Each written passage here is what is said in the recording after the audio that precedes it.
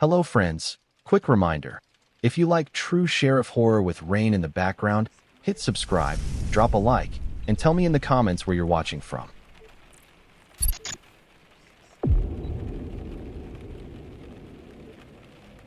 Hello, I'm your subscriber since the beginning.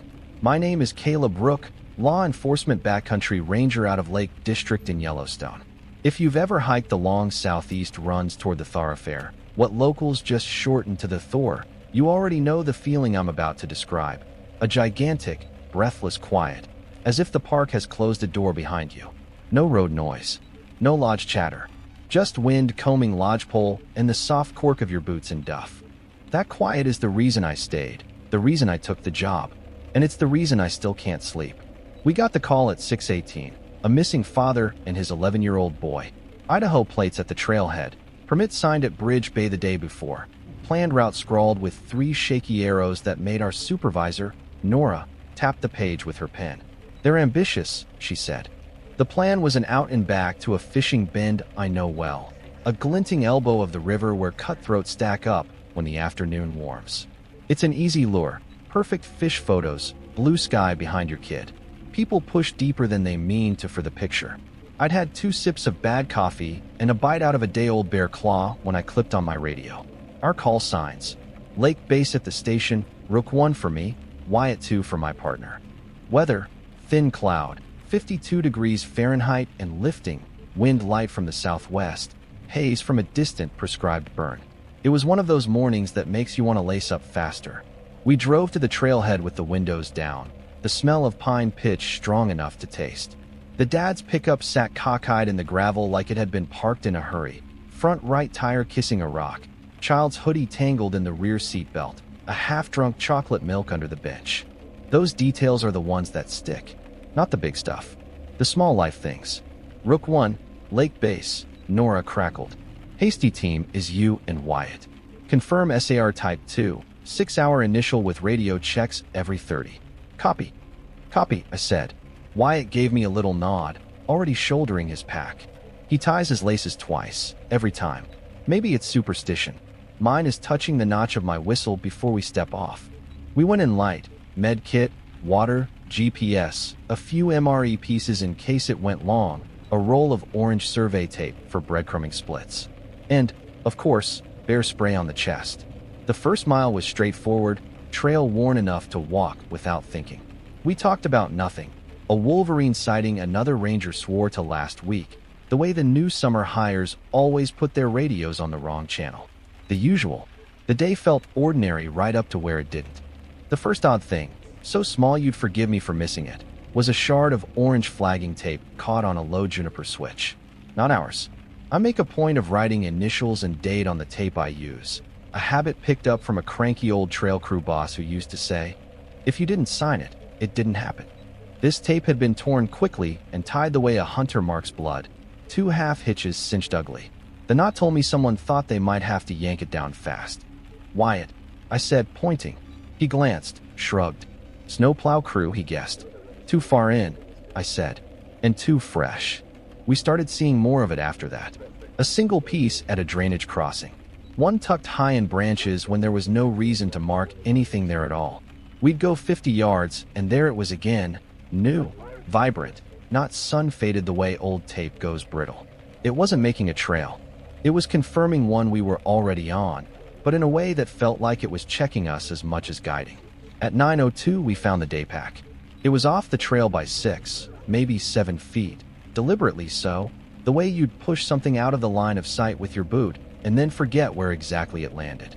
Green osprey, hydration bladder hose looped through the shoulder strap, the mouthpiece chewed flat, like someone's nervous tell. I squatted next to it. The patch on the front read Jackson, T, in tiny black marker letters. Inside, trail mix in a zip top, a red-handled multi-tool, a crushed paper cup from the lodge espresso stand, an empty camera case.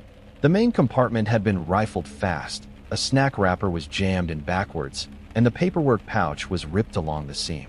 Lake Base, Rook 1, I said into my mic. We have a day pack belonging to subject. No camera. Looks like it was opened in a hurry. Coordinates to follow. You thinking, Bear? Wyatt asked lightly. He always tries light first. No claw marks. I pointed. No scat. And a bear doesn't keep your camera and leave the case. The wind shifted, bringing in a smell that knotted my stomach in a way I didn't let show. A phantom bleach note, thin and synthetic like a hospital hallway. There's no bleach smell in Yellowstone unless a human brings it. That's simple. We marked the pack location for evidence and pushed on. The trail dipped through wet meadow and then into timber. There's a spot where the trees crowd in so tight your pack brushes needles on both sides, and your eyes have to adjust from silver river glare to deep green shutter. Right there, we found the second odd thing, a staggered set of boot tracks that weren't from our missing pair. The pattern was wrong, heavier, spaced wider. The sole had a Vibram Montagna lug with a chip out of the heel that repeated every few feet like a heartbeat. Whoever it was stopped 3 times in 4 yards. Not stopping for breath, stopping to listen. Poachers, Wyatt said, this time not light at all. Maybe, I said, or someone who wants us to think they were. It took us another 20 minutes to understand the tape. Not a route, but a corridor. The pieces grew closer together in a stretch of woods where the trail braids around Windfall. I put my hand on one tie and felt the fresh crush of bark beneath it. Whoever tied it had strong hands. The knot had cinched a furrow.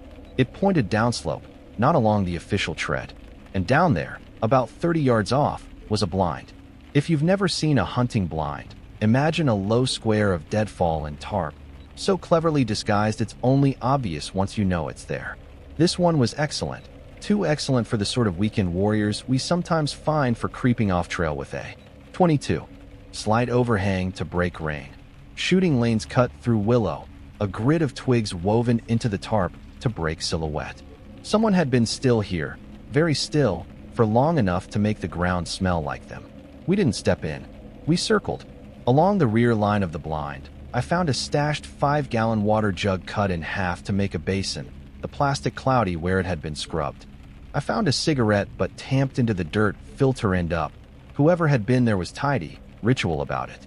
I found a zip tie, snipped and discarded, the end like a little white fong in the pine needles. Lake base, I said, feeling my pulse in the frame of my pack. This is Rook 1. We have a constructed blind in the backcountry within the park boundary. Evidence of extended presence. Request LE support and updated posture. There was a pause long enough for me to picture the shape of the room Nora sat in. A map cushioned with thumbtacks, a dry erase board with our names underlined, the coffee smell. Copy, Rook 1, she said carefully. This is now a combined SAR/LE operation. Hold position. LE team en route from Grant. If safe, continue track, but do not compromise scene. Copy, I said, and when I turned, Wyatt's eyes were already on mine. Not alone out here. We moved another half-mile, slower now. The orange tape kept showing up where it didn't belong, at knee-height on a bare trunk, twisted into a loop hanging from a branch, a long streamer tied into a bough that fluttered once, and then fell still like it had been waiting to be seen. Twice I started toward one and forced myself back to the center of the trail. That's a hard discipline to hold when every part of your training says, follow sign. But I couldn't shake the sense that the sign was following us. At 10:11, we got our first voice. It wasn't on the radio. It came from 30 yards downslope, on the far side of a snag, breathy and pitched in the careful range you use when you don't want to spook a deer. Hey, it said. Hey, over here. We froze. You learn to freeze without looking like you've frozen. I lifted my mic slow enough to make a wren look fast, keyed it twice to alert without saying a word. Wyatt unlashed his bear spray noiselessly. The voice came again, a whisper with a smile in it. Hey, you're close. I hear you. I called, keeping my tone lined with authority that tastes like iron even to me. This is park law enforcement. Step into view with your hands where I can see them. We waited. The woods made 5,000 tiny sounds, each no louder than a fingernail on paper. No one stepped out. In that waiting, 2 things happened in my mind without my permission. I pictured the dad and the boy, and I pictured what fresh bleach does to the smell of dirt. Rook 1, Lake Base crackled, unaware of the held breath on our end. LE team is 10 minutes out. Helicopter not available, winds picked up. Continue if safe. I tried again louder. Park law enforcement. Step out. Hands out now. A crow shot up, flapped, and settled 2 trees over as if to watch. What emerged into view wasn't a person. It was a camera, held out at waist height on a small silver tripod, the legs splayed like a spider. The camera advanced with a slow, testing wobble, as if coaxed from behind by a hand hidden by the snag. For a long second my brain showed me the wrong picture. A tourist's prank, some YouTuber trying a gotcha bit to make rangers jump. But the camera wasn't new. The rubber on the grip was peeling. The strap had one of those neat coils in it that only form when a strap has been wrapped and unwrapped many times many places. Someone had tied a scrap of orange tape to one tripod leg. "Back up," I said, without turning my head. "Slow." Wyatt did. 2 steps, 3. The camera advanced 1 more foot and then stopped. If it had been under remote control, I would have seen the antenna. I didn't. It was leash work. The leash was just out of sight. A good leash man can keep tension you barely notice. I don't aim my handgun often. I hate the way it feels. The heft replaces your hand with a tool your body doesn't recognize as yours. I aim now, not because a camera deserves a weapon, but because I wanted my voice to sound like a person not worth testing. "Put it down," I said. A hand entered the frame of the trees. The palm was gloved in thin tan leather, the kind you buy in bulk at a feed store. The glove flexed once, then withdrew, and the camera tipped and fell soft to the needles, the little spider tripod legs tucking under as if embarrassed. "Leave," the same voice said, still careful, still friendly. "You're close." We withdrew 30 yards, then 50. There's a rule we repeat in training. If you stumble a crime you weren't looking for, back out as if you stepped into a live wire. That's exactly what we did. Both our heart rates were at a drum solo. At a high point in the trail where the hillside fell away, we stopped and got our wind and tried not to look like prey. The LE team met us at a predetermined point, a cut in the timber where the sun hits the trail like a stage light. 2 rangers I know well, Ramirez and Holt, came up first, vests under their green shirts printing shapes at the shoulders. Behind them, 2 from the county sheriff's office I didn't know. Their eyes took in everything. When we briefed them as well as we could with our mouths, so dry it felt like we were talking through cotton, Ramirez set his jaw. "You're done pushing in," he said, not unkind. "We'll take it. If I tell you we listened perfectly, I'm lying." Wyatt and I ghosted the trail just out of their line because it's hard to hand off a thing like a person. We marked landmarks in our heads so we could draw a map later. The fallen aspen with the bark flayed in long curling strips by elk teeth. The patch of bare dirt like a scar where a winter wind had pulled the needles off and spun them away. The one white stone in a world of brown. Backcountry rangers think in markers. We are markers. The takedown happened not where I expected it. I imagined a cornered thing in timber, a stopped breath, shouting.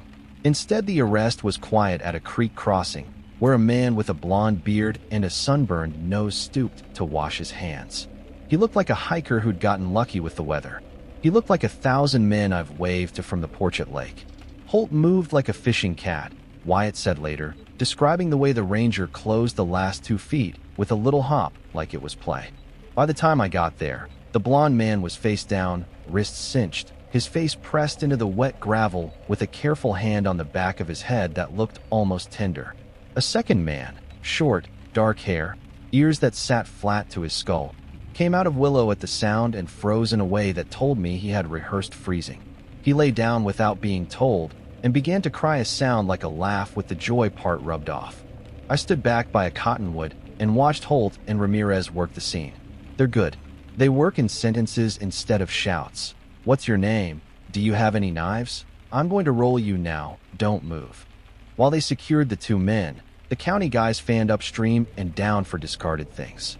You could draw a person with the things they leave. A new roll of orange flagging emerged from under a root. A pair of latex gloves tucked inside out into a jam jar lit off. The missing camera was in the short man's pack, nested in a shirt like a sleeping animal. We weren't supposed to look. It wasn't ours to see. There's chain of custody and there's discipline. But I saw. I wish I hadn't, and I wish I had seen more. Holt slid the camera to Ramirez who, as he did everything, did it precisely. Extracted the memory card, tucked it into an evidence envelope that looked too clean for where we were. Ramirez flicked through the last few images to be sure the device functioned. The first looked like any tourist shot of river and sky, too bright. The second was the river and the boy's orange hoodie on a rock, empty. The third, I turned away so fast I felt something in my neck grab. I had enough in that quarter second to print it onto the inside of my eyelids. I won't describe it, not out of coyness, but because you don't need the picture to know what it means. Imagine a father trying to look braver than he has ever felt. Imagine a boy trying to be brave because his father is. Imagine a human setting up a camera on a little silver tripod and walking back into frame to make sure he is perfectly centered. They had named a folder on the camera Thor. There were other folders with other names. Later I would learn what those names meant.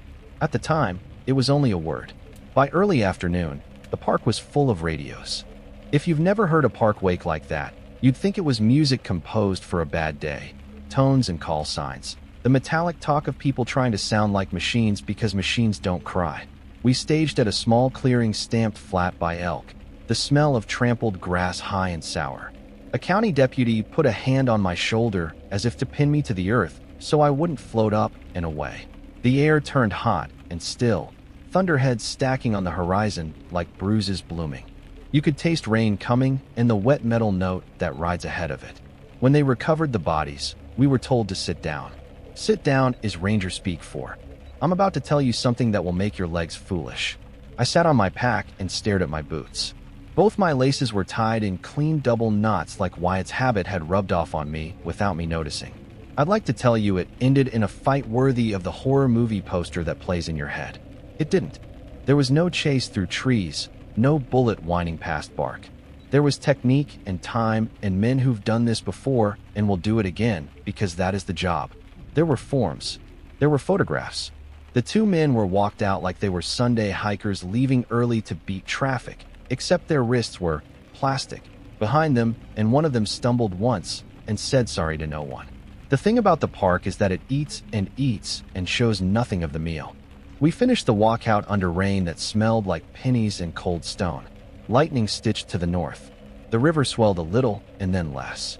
We loaded the two into county SUVs, shut the doors. I leaned my head against the cool metal panel of the ambulance we hadn't needed in the way we wanted and let my brain go blank. Wyatt sat on the curb and looked at his hands like he didn't know where they had come from. In the days that followed, the rest of it came like static if you put your ear to the right places. I wasn't lead on the investigation. I wasn't invited to the rooms. But parks are small towns with huge yards, and news blows through. The blonde one had a storage unit in a town I won't name, because you will look at every man with a sunburned nose differently for a month if I do. In the unit, tarps, jugs, more tape. The short one had a notebook full of numbers that looked like coordinates and were. On the camera were folders named for trails and rivers and lakes in 3 states. There were photos that could be matched to missing persons bulletins if you were the sort of person who keeps stacks of those in a folder you never open unless coerced by duty or insomnia. There was bleach. That part one had right. Sometimes I wish I'd been wrong about just that one thing, as if it would have undone the rest. I read the after-action report when it came through channels I'm not supposed to mention. Dry, careful sentences.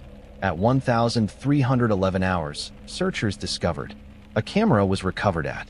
Evidence suggests. The report is written in a tone that has to be anemic to be honest. It can't let the blood pressure in. It can't tell you that the boy's hoodie was still warm from the 10 a.m. sun when the first photo was taken, and that I can feel the exact weight of that warmth on my palm when I wake at 3:11 for no reason. You ask what the Thor trail markers were. I still don't know if I can answer in a way that makes sense to someone who hasn't followed tape into a blind. The easy answer is this. They were a way to lure law enforcement deeper on a line chosen by someone else. They were a way to control the space between us and them. They were a way to force us to look where a camera could see our looking. That last bit is the part one drag in my head like a snagged line. The tape didn't just lead to. It led for. It choreographed. In the months after, when the first snow began to autograph the higher meadows, I saw orange tape everywhere. A kid's mitten string snagged on a fence looked like it. A sliver of sunset through the trees looked like it. I took down every scrap of legitimate trail crew flagging I came across for 2 weeks, leaving notes that made me sound like a crank. They were patient with me because they had seen it too. I switched to a different coffee mug at the station. The old one had a hairline crack along the handle that looked uncomfortably like a zip tie when you turned it just right. I stopped carrying my little silver tripod for a month. When I started again, I wrapped the legs in green athletic tape, so it was no one's spider but mine. There's a line rangers sometimes use with each other after something bad. You still in? It means you still want this. You still choose the job that will ask you to go where the trail stops being a trail and becomes a test of how much you're willing to hold in your head. For a while after the Thor day, my answer was a long quiet. I told myself I was thinking. Then spring came, and with it, the first tourists who always show up before the signs go out. They asked the same questions I asked when I came here first. Where should we hike? Where is safe? Where will we see the most beauty? And I found that I wanted to answer them. I wanted to stand in the doorway with my coffee and draw loops on their maps that keep them in generous places. I wanted to be the person who says, stay on the trail. If your gut says turn around, turn around. I wanted to be the person at the other end of the radio when someone whispers, hey, over here, and to be the one who does not go.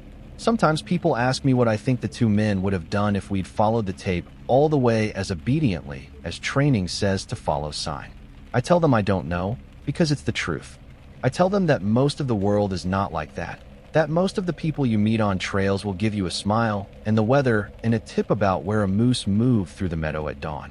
I tell them evil is rare in the way lightning is rare and also unmissable. And I tell them that a thing can be rare and still strike your exact square foot of earth if the air is wrong and the ground is loaded. 2 weeks after the arrests, I came in early for a shift. The light was that blue silver that happens right before the sun commits. The station lot was empty except for a maintenance truck and my own, frost-etching ferns on the windshield. When I got out, there was a crisp flick of color in my peripheral vision. For a second, I thought it was a bull elk's flagging hide through willows, and my body rose with that old surge of joy. Then I saw it properly. It wasn't tied to a tree. It wasn't even attached to anything. A 4-inch strip of orange tape had been tucked beneath the driver's side wiper on my truck, like a polite little note. There were no initials on it. No date. The knot wasn't a knot. It was folded once, an innocent loop, easy to mistake for trash. I looked left, right. The lot was still. I could feel the empty thickness of it, like standing in a church after everyone is gone, and the air keeps the quiet of the prayers anyway. I didn't radio it in. I don't know why. Pride, maybe. Or the fear of being told something that would make it real in a way that would throw a wire across my life I'd trip over forever. I plucked the tape gently as if it might bruise and put it in my pocket, and later that day, I burned it in the metal burn barrel behind the station where we kill old forms and mouse-chewed cardboard. It curled and shrank and turned into nothing with a plastic whisper smell that stuck in my nose until I couldn't taste my sandwich. Nothing followed, in the most literal sense. No new arrests. No calls in the middle of the night. No additional words bundled in manila envelopes through back channels that shouldn't exist in a national park and do. The two men's cases ground their way through the system in the slow, heavy manner of winter. They will be old men, if they live to be old, in places built to sand the knobs off human beings until they are just shapes that sleep and wake on command. There are other folders still named for trails. There are other markers in other woods. When I walk out alone now, and I still do, because you cannot do this job if you stop being alone, I carry the same gear, and I carry one extra thing. It isn't a weapon. It's a sentence. I say it to myself under my breath if I see tape tied, where tape has no reason to be. I say, you don't call me closer. I call you gone.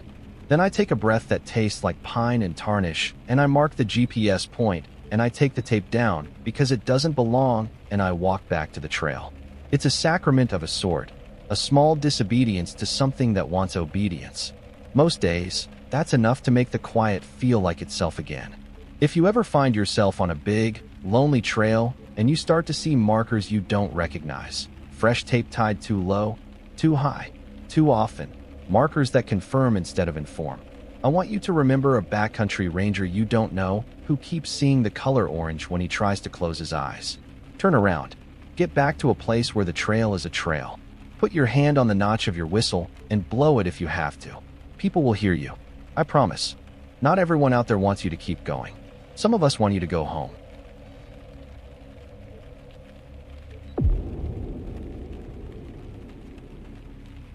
Hello everyone. My name is Riley Mora, law enforcement ranger out of the Ho Rainforest District, Olympic National Park.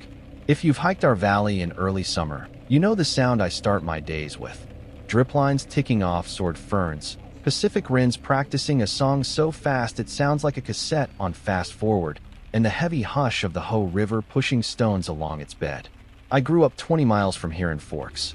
My mother worked nights at the clinic. My father set chokers in the timber until the mills slowed down. The forest was our backyard and our threat. I learned early that the woods can be both. We were short 2 rangers that week, one on baby leave, one wrangling a court date in Port Angeles. So I was doubling patrols, morning around the Hall of Mosses and Spruce Nature Trail, afternoon push beyond the permit line where the Ho River Trail stops feeling like a destination and starts feeling like a decision. The weather was honest. A marine layer had folded itself between the ridge lines, so everything glowed green like it had its own backlight. My pack weighed what it always weighs, and I still touched the notch of my whistle as I stepped away from the visitor center. Superstition that makes me feel like I've put a latch on the door behind me. I was a half-mile shy of Mineral Creek when dispatch lit my radio. Olympic to Ho 1. The voice was thin from bouncing off mountains. 2 independent 911 calls from hikers near River Mile 6 report possible gunfire. 5 to 7 shots. Direction of travel unknown. No injuries reported. Can you investigate?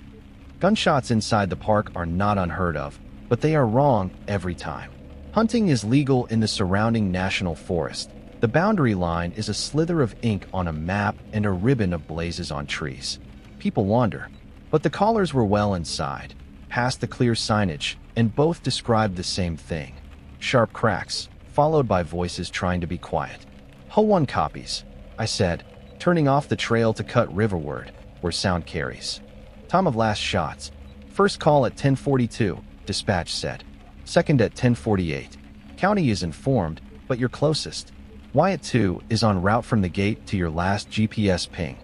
Received, I said. Switch me to car with Wyatt when he's on. I'd have preferred to wait for him. But gunfire in a national park, inside the line, is a wolf you don't let lope. I moved quicker, eyes in the habit they teach you at Fleck. Top of the trees for movement, midline for structure, ground for sign. The Ho is one of the few places where the ground talks if you listen. Elk prints in soft silt, heel scuffs on roots, boot lugs printing themselves into damp cedar duff. I found a set of lugs I didn't recognize, not because they were exotic, but because they were meticulous. Wide spacing with little slippage, the kind of quiet gait people practice. I found sound before I found sight. After ring in the air like a struck nail, low voices that rose and fell in the way of people counting. The drizzle had thickened into something like breath. I knelt behind a nurse log as big around as a compact car, the moss on it cold enough to make my knee ache, and I scanned the trees through the ferns. At first, the scene didn't register. It looked like someone had hauled trash into the forest, pallets, blue tarps, a sheet of marine plywood cut into a fat plus sign. Then my brain rotated the image into place. The pallets made walls. The plywood made doors. Someone had improvised a shoot house, a fake building for practicing room entries, 20 yards inside a federal park, and screened it behind a double line of spruce. The target on the far wall wasn't paper. It was a sweatshirt pulled over a bundle of something and duct taped to a post. When a gust lifted the hood, I saw hair. Not human. Deer. A white-tailed hide, gray and winter-thin, had been stitched to fabric so the rib arc pressed against the cotton like fingers. The idea was obvious and obscene at the same time. Teach your eye to put bullets into a human silhouette built from something already dead. One voice carried above the rest, not by volume, but by shape. Flat vowels, clipped consonants, the rhythm of someone who teaches. Stop. You're rounding the corner high. Again. Muzzle low, eyes high, finger indexed until you're pieing. Steel clinked. A piece of brass tinked on wood, spun twice, and fell quiet. My radio breathed, and I flinched. Ho 2 to Ho 1, Wyatt said. Cross the footbridge. I'm 10 minutes behind your last ping. Status? I let the radio rest against my cheek to cut the reflection. I have a built structure north of the trail, 10 to 12 subjects, active training with firearms. You'll hit my scent before you hit me. Go low along the old trail cut.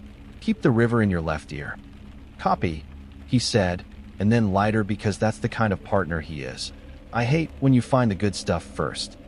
I edged down another 5 yards, watching their hands. The teacher, late 30s, sun cutting lines around his mouth, beard clipped close. wore a plate carrier over a rain shell the exact green of salal leaves. He carried an unloaded rifle like it was part of his arm. The students wore a mix: surplus camo pants, soft-shell jackets in REI colors, two in jeans that would soak up this wet and never dry. One had a radio clipped to his shoulder, cheap Chinese handheld, the sort anyone can program to listen to anything. Another had a hat with a flag patch colored in black and white. They were on a time drill. Door, door, hall, cross, the teacher said, tapping shoulders, moving them with his hands. He'd taped letters to the pallets. A, B, C. He slapped a timer, and the first pair moved. 8 steps, turns, callouts. Contact left, someone said. Too loud for stealth and too quiet for a fight. A shot cracked, subsonic, suppressed, the sound dying fast in the wet. I could smell the propellant before I heard the second shot. I was still deciding whether to call out or fall back. My two choices when you find a bear you didn't want, when the one with the radio reached back and adjusted his earpiece. 2 green, 6 o'clock, he said softly, not to the team, but into the clip mic movement our rear. He shouldn't have been able to see me. I looked at the ground between us and saw my betrayal. A fern frond slowly springing back upright. I froze so hard my jaw clicked. There is a point past which you cannot reverse a presence. I felt it click over. I rose enough to make my voice carry. Park law enforcement, I called. Hands visible. Firearms down. No one put their hands up. They didn't scatter, either. That was almost worse. The leader pivoted, left hand open, right hand falling away from the rifle the way a magician reveals a dove. He smiled like we were starting a conversation in a grocery store, not a felony in the woods. Officer, he said, and if he'd known my name it would have fit his tone. Training day. Safety protocols in place. We're leaving. My heart slowed. Not calmer, just moving through honey. Discharge of firearms within the park is prohibited, I said. So is constructing structures, cutting vegetation, and possessing loaded weapons within certain facilities. Put everything on the ground and show me your hands. He kept his smile.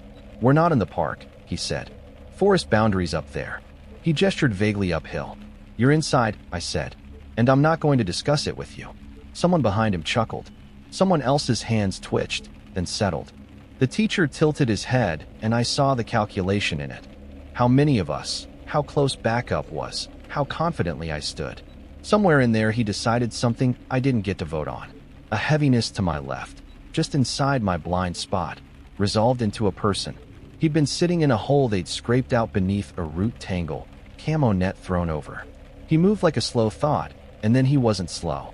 The net came up, and in the wet second before my arm found the bare spray, a hand closed on my radio antenna and yanked.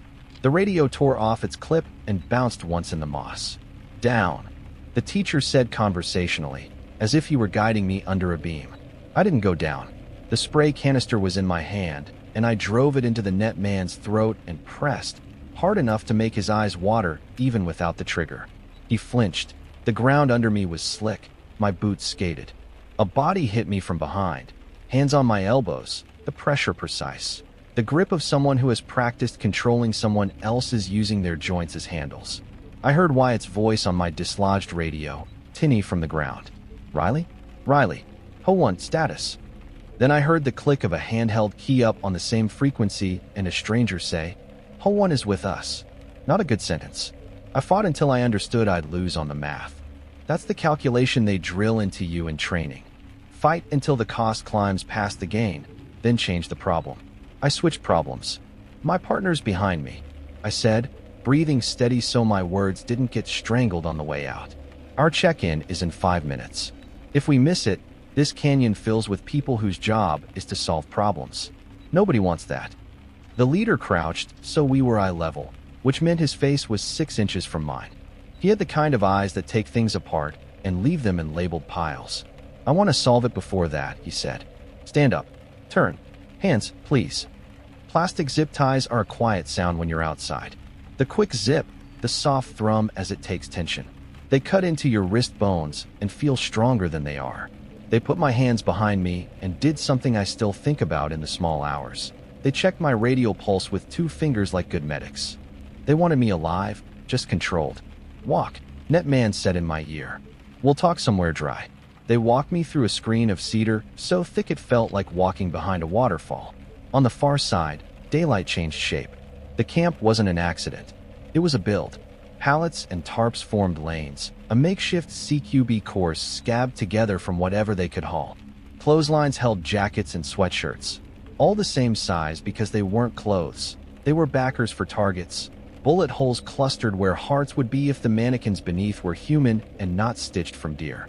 A table under a tarp held a coil of orange nylon rope, a handheld GPS with the map page set to grayscale, and a spiral notebook with water-swollen pages. The topmost page had a list in block letters: range cold / range hot / muzzles down / count AMMO / police brass / NO names. A ham radio sat under a plastic bin lid to keep the rain off. I watched a man's hand hover over the dial, then move carefully to 146. 520, the 2-meter calling frequency. He listened without transmitting. The habit was practiced. Another guy, in a clean flannel that would have looked at home at a school pickup line, wrote down a time from a handheld stopwatch. They were not drunk. They were not high. They were deliberate. Sit, the leader said, nodding at a stump. I did. He squatted across from me with a knife he didn't point at me, and a smile he used like a tool. What do you want? I asked. To leave, he said, with no one following, with no one writing down license plates, with no one pulling a warrant on the wrong guy because he likes to camp and listen to the rain. You're discharging firearms inside a national park, I said. It came out like a fact. You constructed structures. You assaulted an officer. You've got a jail bed and a federal docket ahead of you. That's your weather report. Words, he said, as if testing how they tasted. Where are you out of? Lake Quinault? Hogate. You sleep out here or go home? The question was oddly intimate. He wanted the shape of my life so he could pinch it. You're going to put your rifles down, I said, and you're going to get on your faces, and my partner and I are going to walk you out. Or you're going to make me someone else's problem. He tipped his head. The problem here is numbers, he said gently. Yours. Ours. Someone to my right muttered, Timer again? The leader held up one finger without looking. The mutter quieted. He watched my face, looking for the moment fear climbs and changes the way your mouth moves. He didn't find what he wanted. He found what he deserved. A ranger who can be just as boring as forms when it's required. You said 5 minutes, he said. What happens if you miss it? We don't miss it, I said. We missed it, of course. That's how time works when you're under someone else's hand. 5 minutes turned to 12 turned to I don't know how long. I've been cataloging small things, so my brain has something to sort instead of panic.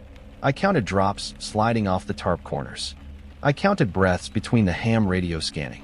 I counted the number of times Net Man, not as calm now that his adrenaline was ebbing, rubbed the red mark on his throat where my spray canister had jammed under his jaw. People like this hate being reminded their bodies are bodies.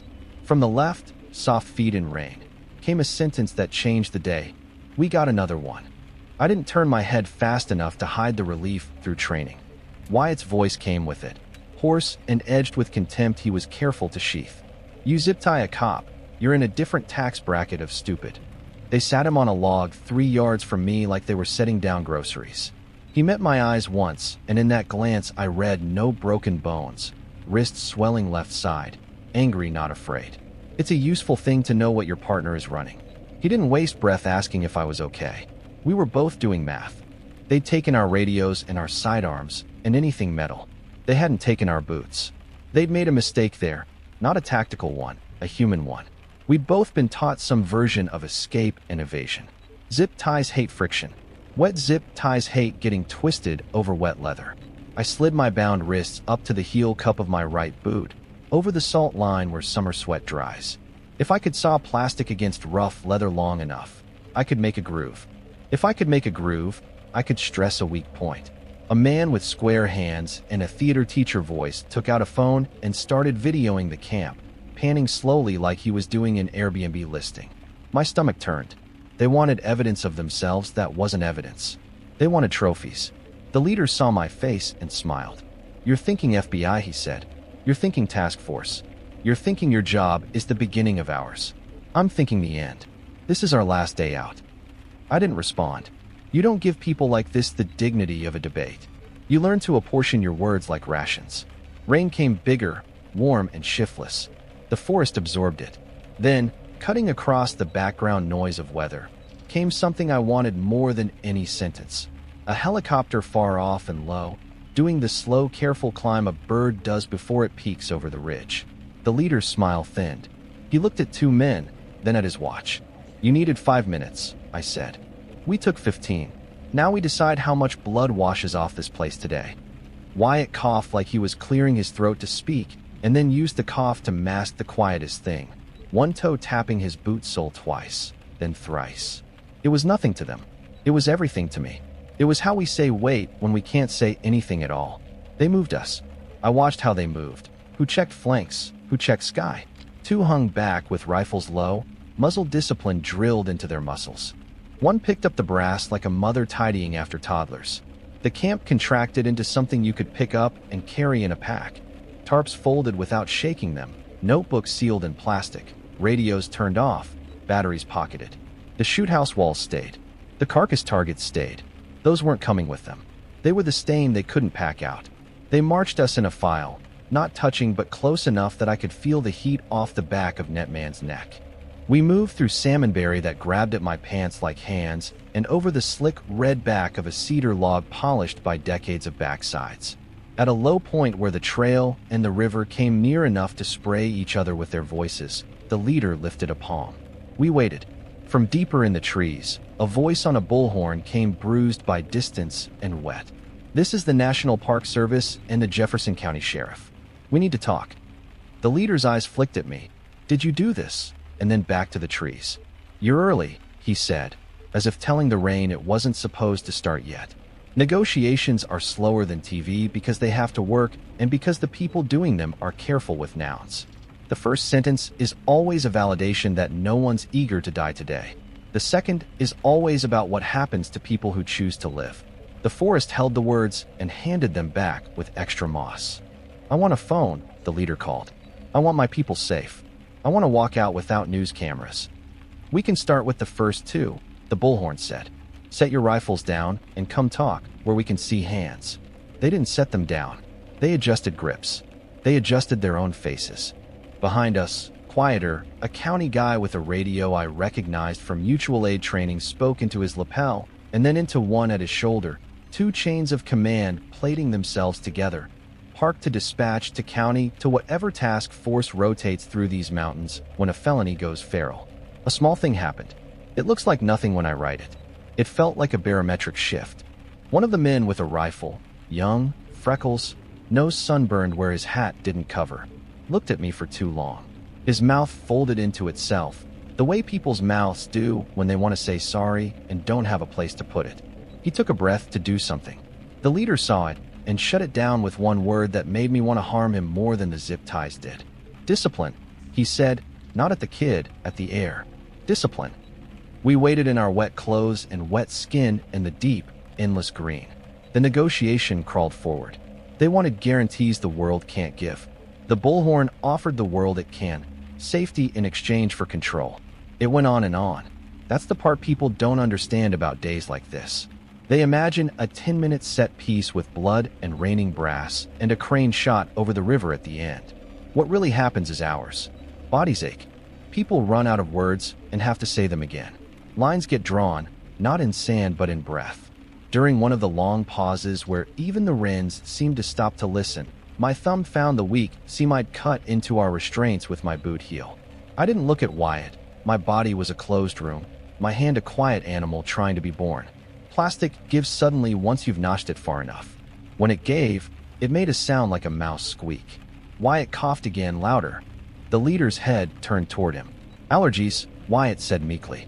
The leader looked at me, then at my hands, then at my face. I let my wrists fall behind me again to mimic the weight of the ties and laced my fingers like I was still trapped. He moved on. The next breath I took was expensive. The bullhorn's voice changed. It belonged to a woman now, soft grit, authoritative without the flex. She said her name. She said the day didn't have to end badly.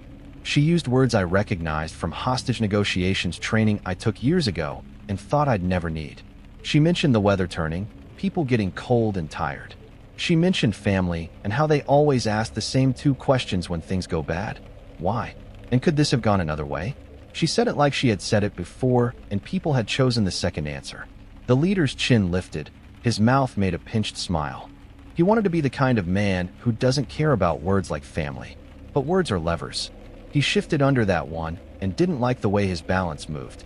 Phones rotate anyway, he muttered to his man with the square hands, low enough that he thought I wouldn't hear. We're dark after this. We agreed. Square hands looked tired. It's not the phones, he said. It's that we brought the wrong thing here. What thing? The leader asked, even though he knew. Hate, Square hands said. Something small and brittle, and Mia nodded. It didn't change what they'd done or what they were about to. But it reminded me that monsters often arrive wearing human faces because they are human faces wearing something they put on purpose. That means sometimes they can take it off. The surrender happened like a slow door opening. The leader stepped into an opening he'd refused to notice for 3 hours. He asked for the bullhorn woman to step forward alone. She didn't. And then he set his rifle on a stump and stepped back with his hands up. He said, "They're on the ground. Hands up." He didn't look back at us. He didn't look at me. He let the act be the thing. The others followed in a way that would have read as obedience to anyone who didn't watch faces for a living. Some looked relieved, some bitter, some like they had just woken from a dream where they were cowboys and the morning coffee tasted like corrosion and rain. Netman held his throat where I'd jammed the spray canister and glared at me like a personal grievance could survive the end of a movement. The young freckled one cried silently while keeping his hands high. They walked out in a line that made them look like a field trip gone wrong. County and Park cut the field clean. The first pair cuffed and searched quickly and then again slower. The second pair covered. Other teams moved to secure rifles and notebooks and the things that would become evidence, then exhibits, then sentences. The woman with the bullhorn had put it down. She kept her hands visible even when she didn't have to, and when she spoke to the leader, she didn't raise her voice. It was almost dark when someone cut our ties. That first flex of free wrists felt obscene, as if I were doing it to be rude. Blood burned back into my hands. Wyatt rolled his shoulders like he was putting them back into place. We gave our statements until the words blurred and repeated and lost torque. We pointed at places on maps until the maps looked like abstract art. A deputy wrapped a blanket around my shoulders, and then another when he realized the first was for TV and the second was for actual cold. When the sun fell fully into the river, I walked back to the shoot house under escort. I wasn't supposed to be there. Chain of custody and all. But sometimes your body needs the evidence your brain will be forced to pretend it didn't see. The tarps sagged under rain. The pallets stared blankly. The targets swayed. Flies had found them. I stood there while someone taller than me took pictures from measured distances like we were in a catalog for a product you hope gets discontinued. The notebook on the table had been bagged. The ham radio was in a gray Pelican case with a tag. A roll of blue painter's tape lay forgotten next to a list written in Sharpie. Entry: 2x2, 2x3, 4x4/clock/mirror/grace. On one of the pallet walls, someone had written discipline in black electrical tape, the letters blocky and childish. The D had peeled at the corner like it wanted to say anything else. I slept that night the way you sleep after a day that pushes your edges out and then refuses to pull them back in, bad and short. I woke to the soft roll of a tarp in the wind and sat up ready to move. The next morning I put on my uniform with the ritual that makes it feel like armor. Shirt corners straight, brass wiped, duty belt buckled at the same hole. I added something I hadn't worn since academy. Liner gloves thin as onion skin. Because the feel of plastic on my wrist bones had flipped a switch in me, I didn't want to be reachable. The aftermath came like rain. Steady, sometimes hard, sometimes fine. Federal charges, state charges, park citations braided together. The group wasn't a militia with letterhead and a website. It was worse and more ordinary. A rolling crew of men threaded together by forum posts and encrypted chats and shared videos of other men doing things in other woods. Some had day jobs you could say out loud in a grocery store. One built houses. One cut hair. One drove school kids to games on weekends. The leader ran an online store that sold gear with names that boiled water out of boys' blood. Their idea of themselves reached farther than their feet ever would. The park is where they decided to make it physical. I learned a dozen new acronyms in the next month. I sat through debriefs and incident reviews and filled out forms that asked me to spit my memory into little boxes with lines under them. The photos made their way to people who will build cases and want to know where the bullets went and why. I kept my copy of the radio log, a badly printed stack of thin paper that smelled like toner and stress, because it's sometimes easier to read the day than to remember it. You want to know the part that keeps me awake? It isn't the moment the net came off a man who had decided he was a root and became a person holding my elbow. It isn't the carcass targets or the pallet doors or the word discipline in tape. It's smaller. It's what I found 2 weeks later on a quiet patrol beyond 5 Mile Island, under a maple that leans like an old woman leaning to eavesdrop. It was a cap, not a ball cap with a patch. A wool knit cap, charcoal, the kind you buy at a hardware store because you need something to keep your ears warm while you sweep the porch. It was wet and furry with moss on one side. It wasn't their cap. I can't know that. That's not how trauma math works. But when I picked it up, I smelled a faint whiff of the soap they'd used to scrub their hands. Harsh, floral, cheap, the kind that comes in a gallon jug and pretends to be a meadow. I held it between 2 fingers like it might burn me, and then I dropped it and backed away 2 steps, because something in me believes that objects hold echoes, and I didn't want that song on my skin. I tell you this as a warning, not as a story that ends clean. The parks are not a fantasy world where bad things turn to mist because moss is pretty. They're just land that we hold in common, and people bring what's inside them to whatever land they stand on. If you are ever on the Ho River Trail, or any trail in a place that belongs to everyone, and you hear a sound that is wrong for the season and the place, mark it. Note the time. Take a breath that fills your chest and makes your eyes work, and turn back. Tell the nearest ranger or call 911 with your best words for where you were, what mile marker, what junction, where the river bends. We build our response on the ladders you hand us. As for me, I go back out. I walk the same trail where they built a doorway that taught men how to pretend to be heroes with guns. I pick up the trash they leave that isn't illegal, but is a claim of presence. Energy drink cans crushed flat as coins, a length of 550 cord cut and tied on a branch like a flag. I cut those flags down when I find them. I tuck them in my pocket. I take them home and I burn them behind the station in the same rusting barrel where we retire old forms. The smoke smells like plastic and something that should have been a nicer day. I still hear the bullhorn negotiator's voice when it rains. It's good company, actually. When the rain comes straight down and the ferns tremble under it and the wrens try to sing through it anyway, I hear her say that there is always another way for a day to end, and sometimes it ends the way we can live with. Then I touch the notch of my whistle, superstition blessing or curse, and I step back into the green.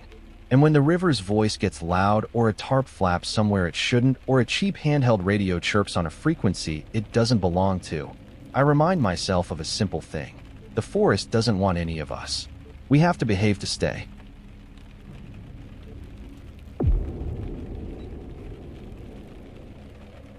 Hi, I want to share my story.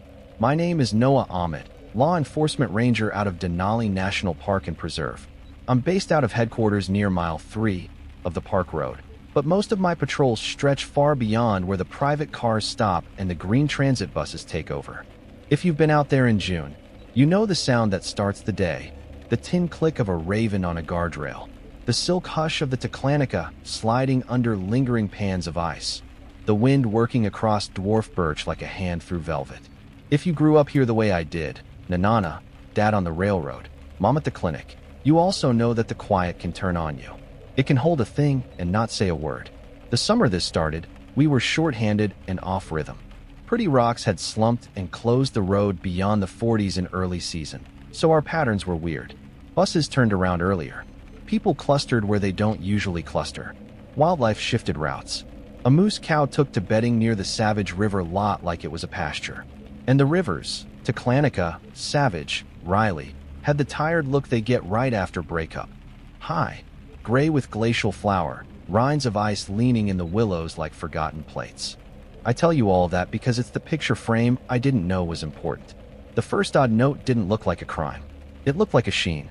We were doing a routine culvert check along a service spur, one of those thin, gated gravel ribbons that peel off the park road for 100 yards so a maintenance crew can get a backhoe in when the spring water tries to chew out the shoulder. There's a culvert at mile 18, 2 that always clogs first, Cottonwood leaves like coins. A drift of last year's grass. The usual.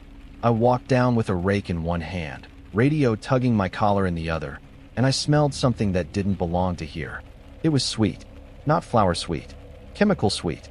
The kind of sweet that hits the back of your throat and your brain says antifreeze before you remember you don't lick things to learn their names.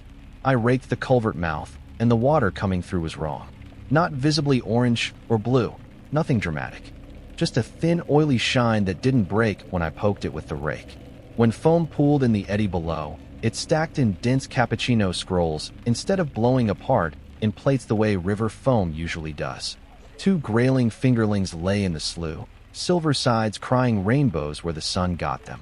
One twitched and then didn't. I carry a little field kit because the resource rangers train me well.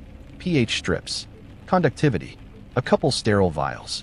I filled one and capped it and set it upright in a coffee can with a rock to keep it from going over on the ride back. I radioed it. HQ, Denali 12. I've got a possible contaminant sheen at 18. 2. Teclanica culvert. Minimal flow. No source visible. Copy. Copy, 12. Dispatch said in that neutral tone we're trained to use for everything from lost tourists to a bear biting the bumper off a rental. NR will meet you at the lab door if you bring a sample. I don't know if it would have lodged in my head the way it did if that had been all. But then on my drive back in, I passed a park bus idling at the Teclanica rest area, and the driver, a guy named Hike with 30 seasons in his eyes, gave me the flick 2-fingered wave we use for you free and said, "Noah, you ever smell maple syrup downriver of here?" It was the same word my tongue had nearly reached for and didn't. Syrup. He wrinkled his nose. It's like when the airport was de-icing back in '08 and the captured ditch blew the wrong way. Stinks warm. Where? I asked. Between 17 and 18, he said, blinking the smell back out of his eyes. Only when the wind's being a jerk. That night, I went back to the maintenance shop and watched spring bugs eat themselves alive on a fluorescent tube while our natural resources tech, Rosie, ran the sample. pH normal. Conductivity high. We can't do real chemistry on site. That's for labs with fume hoods and people whose emails have 3 extra disclaimers at the bottom. But Rosie dipped a strip and gestured. Organics, she said. Enough to feed a bloom. Not enough to make the world end. You want me to call DEC? Yeah, I said. Flag it as non-emergency observation. Tell them it smells like glycol. We wrote a little report. I drove home the way I always do, with the window cracked and the cool night pouring over my arm. Past the Savage check station, a fox crossed with something in its mouth that looked like a rolled-up sock. When it got into my headlight, I saw it was an unblinking vole, fur too wet, body limp. The fox craned back like it didn't love the taste, and then trotted on anyway. I parked. I slept. I woke to the way ravens say hey in the morning, like an insult. 3 days later, our backcountry camp host at Teclanica called in about streaks on the gravel pullout beyond the gate. He said they looked like someone had dumped a wash down and then left. Milky, he said. Dry now? Smells like, you know when the shop mops the floor? Like that. He texted a photo. White arcs like half-remembered letters, fanned from a single point. We drove. Me, Rosie, and our maintenance lead, Tony, because 1 pair of eyes is good and 3 is better. The streaks were there, mapped onto the slope in a way that told their own story if you stopped trying to make them say accident. The source point was 3 feet back from the shoulder, about where a rear discharge valve on a vacuum tanker would sit if you backed just so. The arc pointed toward the culvert mouth. Someone had lifted the gate off its post the way oil field guys do. 2 men, quick flip, cuss word, done, and put it back crooked. Boot prints in the gravel had a chevron lug I didn't recognize. Not logging boots. Not the usual Alaska workwear I can ID in my sleep. The lines of a recapped tire had printed into a patch of soft gravel, blocky, with a nick in the left edge that repeated every 3 feet like a heartbeat. We're trained to ride it like we see it. Observations: wet streaks dry to white residue. Odor: sweet/chemical. Gate status: rehung incorrectly. Tire pattern: recapped, damaged block left edge, measurements attached. You keep adjectives on a leash until there's a place to put them. But when we got back in the truck, Tony stared out the windshield like it owed him money and said, "Somebody's dumping." You don't say that out loud if you don't mean it. Dumping is a felony word up here. We can say trash, we can say litter, We can say a guy decided his beer cans were a problem for the future crows. But dumping, that's a word that makes other agencies appear. Within a week, NPSISB, our investigative services branch, had a special agent up from Anchorage. She introduced herself with a first name I won't use. She had a jaw that made me think of long winter miles and a conversation style that made me think she'd heard every lie twice already. She asked for the sample logs, the culvert GPS points, the photos of the white arcs. She asked who has keys to our service gates and who thinks they have keys. She asked if I'd smelled it at night or only when the day warmed. She asked if any of the bus drivers had dash cams. She asked whether I knew anyone who ran tankers in Healy. I said a name. Everyone knows everyone. She wrote it down without nodding. Here's my ask, she said, looking around the maintenance bay like a cat in a hen house. You're going to see more. When you do, you document like you're writing a recipe. Nothing poetic, nothing interpretive. Times, temps, wind direction, footprints, tread patterns, smears. We'll do the lab work and the law work. You do the standing in the cold, trying not to breathe things. Copy, I said, because sometimes police work is as simple as being given permission to be dutiful. We went into a watch mode that didn't look like TV. No black vans with antennas. No laser beams across gravel. We set trail cams that couldn't see plates at night, but could see presence. We put dye tabs in the upstream culvert so we'd know if downstream stains were cousins. We asked the transit managers to have drivers quietly note any sweet smells and write down the mile. We checked the gate latches hourly for a week and every 12 hours after that. We kissed our loved ones and pretended to sleep. 2 weeks later, at 0137 on a windless night, a trail cam at mile 17. 9 caught the shoulder rise and fall in the wash of a single set of headlights, stopping with its rear to the ditch. 30 seconds of nothing.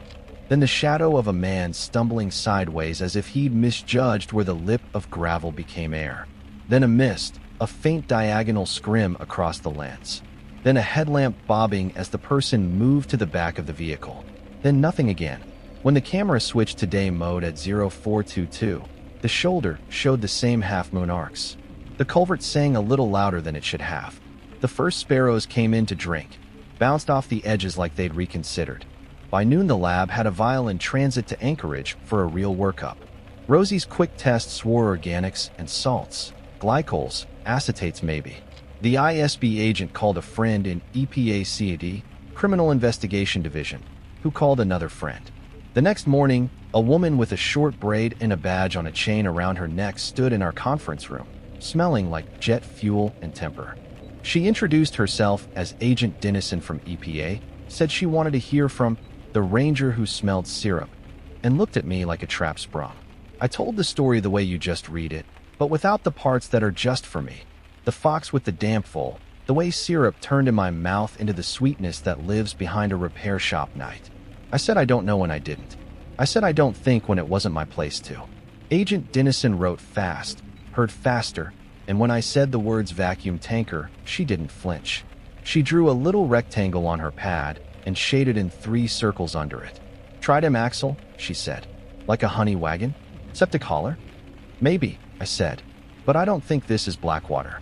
It doesn't smell like it. No hydrogen sulfide. Glycol rinse, she said. De-icing recovery? Or wash water from degreasing big equipment. Cheaper to dump than to manifest and tip. Where from? The ISB agent asked without looking at her. Anchorage. Fairbanks. Airports. Rail yards. Repair depots, Dennison said. Every place that touches heavy steel makes dirty water. The honest ones pay to cook it clean. The others pay someone to make it disappear. Disappearance is a service people sell. She said service like a curse. If you're waiting for the part where we jump in trucks with lights off and catch them by the blue strobe of a cigarette lighter, hold that thought. Before the pounce comes the boring. We had to prove a pattern. We had to find a link between a human you can hand a summons to and the fluid we could measure to the 5th decimal place. We had to make sure the gallons in the lab math were the gallons in the invoices in somebody's desktop hidden folder called Old Receipts LOL. The weeks turned noisy with quiet work. ISB pulled file folders that smelled like long winter, gate logs, cached camera cards, the throwaway GPS points we tag when we step out to pee because someone might ask where we were at 0320 on a Tuesday, and you need to be able to say mile 19. 2. EPA CID serve quiet subpoenas on waste transporters whose trucks we saw near Healy and Nanana and at the park's highway pullouts you use when you need to tighten a strap at 2 a.m. and don't want another pair of eyes. FBI showed up not because you think environmental crime and then FBI, but because the U.S. Attorney's Office likes them on felony cases with interstate paper trails, and because someone thought a threatening text sent to a park bus driver around midnight might be interesting to people who do wires as a living. I learned more than I wanted to know about Resource Conservation and Recovery Act manifests, permit codes, and the Clean Water Act's felony clause when you introduce pollutants to waters of the United States without a permit. I learned that prop wash is what de-icers call the way glycol spray floats if you're dumb enough to do it in wind. I learned that the cheapest way to make 2 million gallons go away is to make gravity your partner. In late July, the lab results came back speaking a language that courts hear. Propylene glycol, acetates, elevated biological oxygen demand, trace corrosion inhibitors with brand signatures you can tie to specific de-icing batches at specific facilities. If you're not a biologist, here's what BOD means in the real world. You pour enough chemical sugar into a stream, bacteria throw a party, and they use the oxygen fish needed to live. You don't have to poison fish to kill them. You can just throw a buffet the water can't afford. The pattern in our sampling, and in the bus driver's notes, said this wasn't one guy dumping once because he was lazy. It was a system, late night or pre-dawn, shoulder, culvert, small batch if traffic, full dump if dead quiet. We mapped arcs like someone's handwriting. We found the pattern nick in the recap tread printed at 3 sites. We found zip ties clipped blunt under a spruce where a hose had been restrained, and a spot of sticky amber on a rock that didn't wash off in 3 days of rain.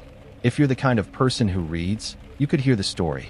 What made it horror wasn't the scale. I didn't know the scale yet.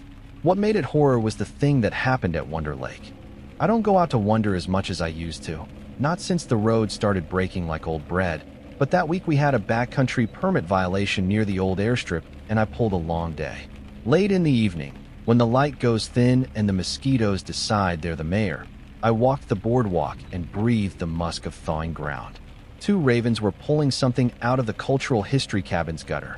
It looked like the fruit leather my kid eats. When I got close, I saw it was a strip of orange amber film, sticky, draped over the metal like sugar pulled too far. It smelled like warm syrup and metal. I bagged it. I bagged my gloves. I bagged the bag. I didn't sleep that night. I lay in the bunkhouse listening to the drum solo of mosquitoes on the window screen and thinking about how things move, fluid, animals, rumors. If they'd been dumping upstream for a while, small dumps through a winter when the water is a slow machine, then spring could have lifted pockets of it and set them places that make no sense to a person but perfect sense to gravity and wind. The shame is, glycol by itself isn't Satan. Airports use propylene glycol because it's kinder to the earth than ethylene. But nothing is, by itself, when you do it at scale and in secret where streams are narrow and breakable and fish have had one plan for 10,000 years. In early August, 2 things happened at once, and that's when I knew the quiet had turned and was watching us back. First, the state DOT folks at the Healy Way station called our ISB agent. A driver had pulled into their bay with a vacuum tanker that smelled like a mop bucket in a candy factory. He'd been flagged randomly. His paperwork, manifest for non-hazardous industrial wash water, said he'd be heading to a permitted facility an hour south. But he was pointing north, and the timestamps were wrong if you did the math a trooper does by instinct.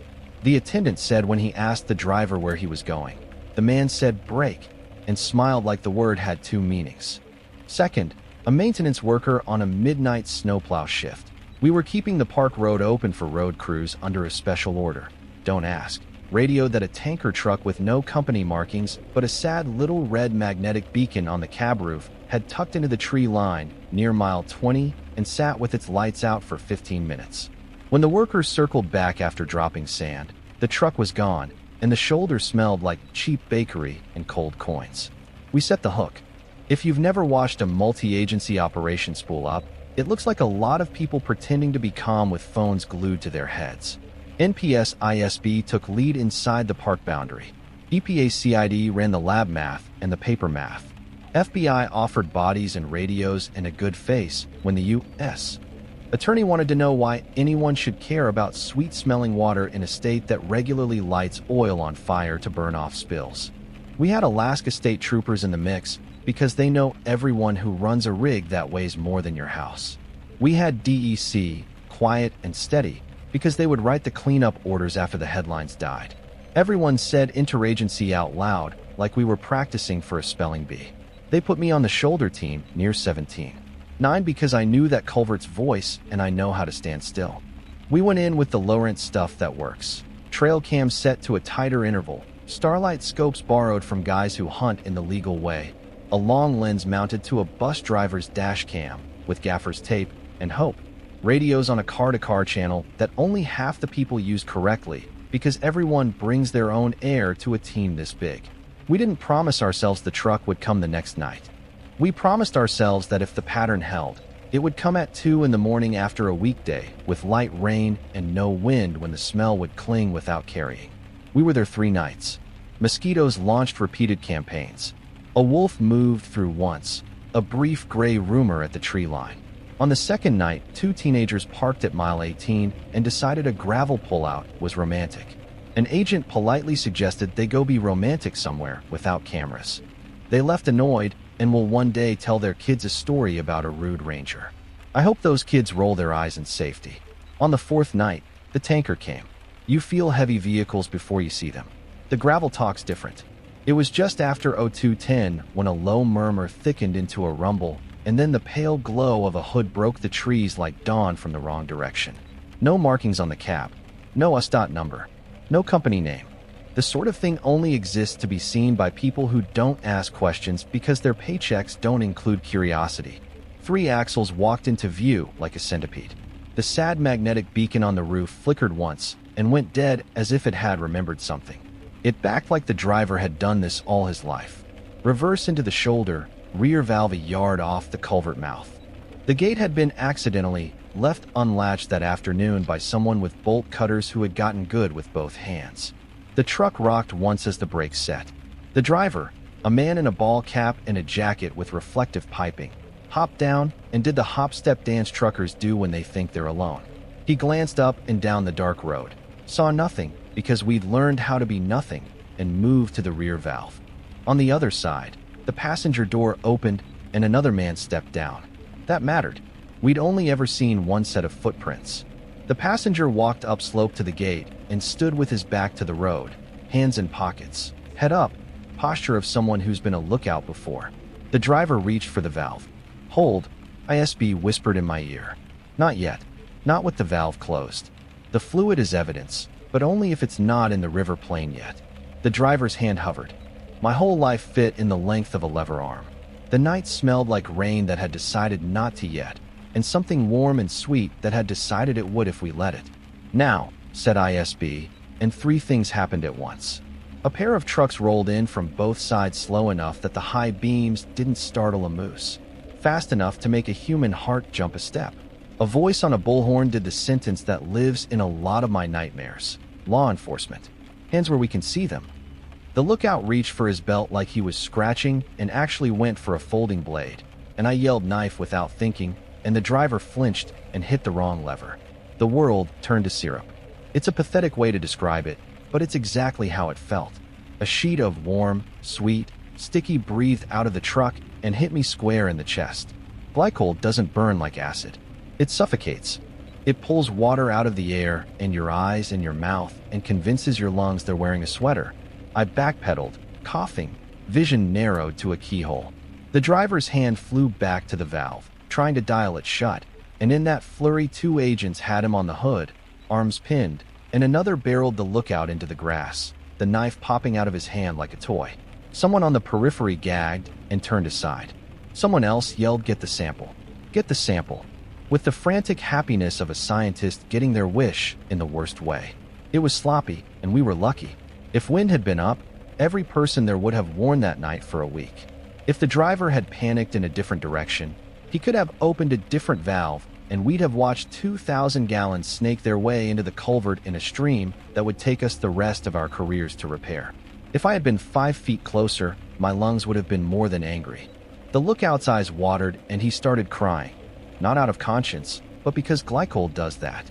He hiccuped breaths like a car with timing off and said, "We were told the park was empty at night."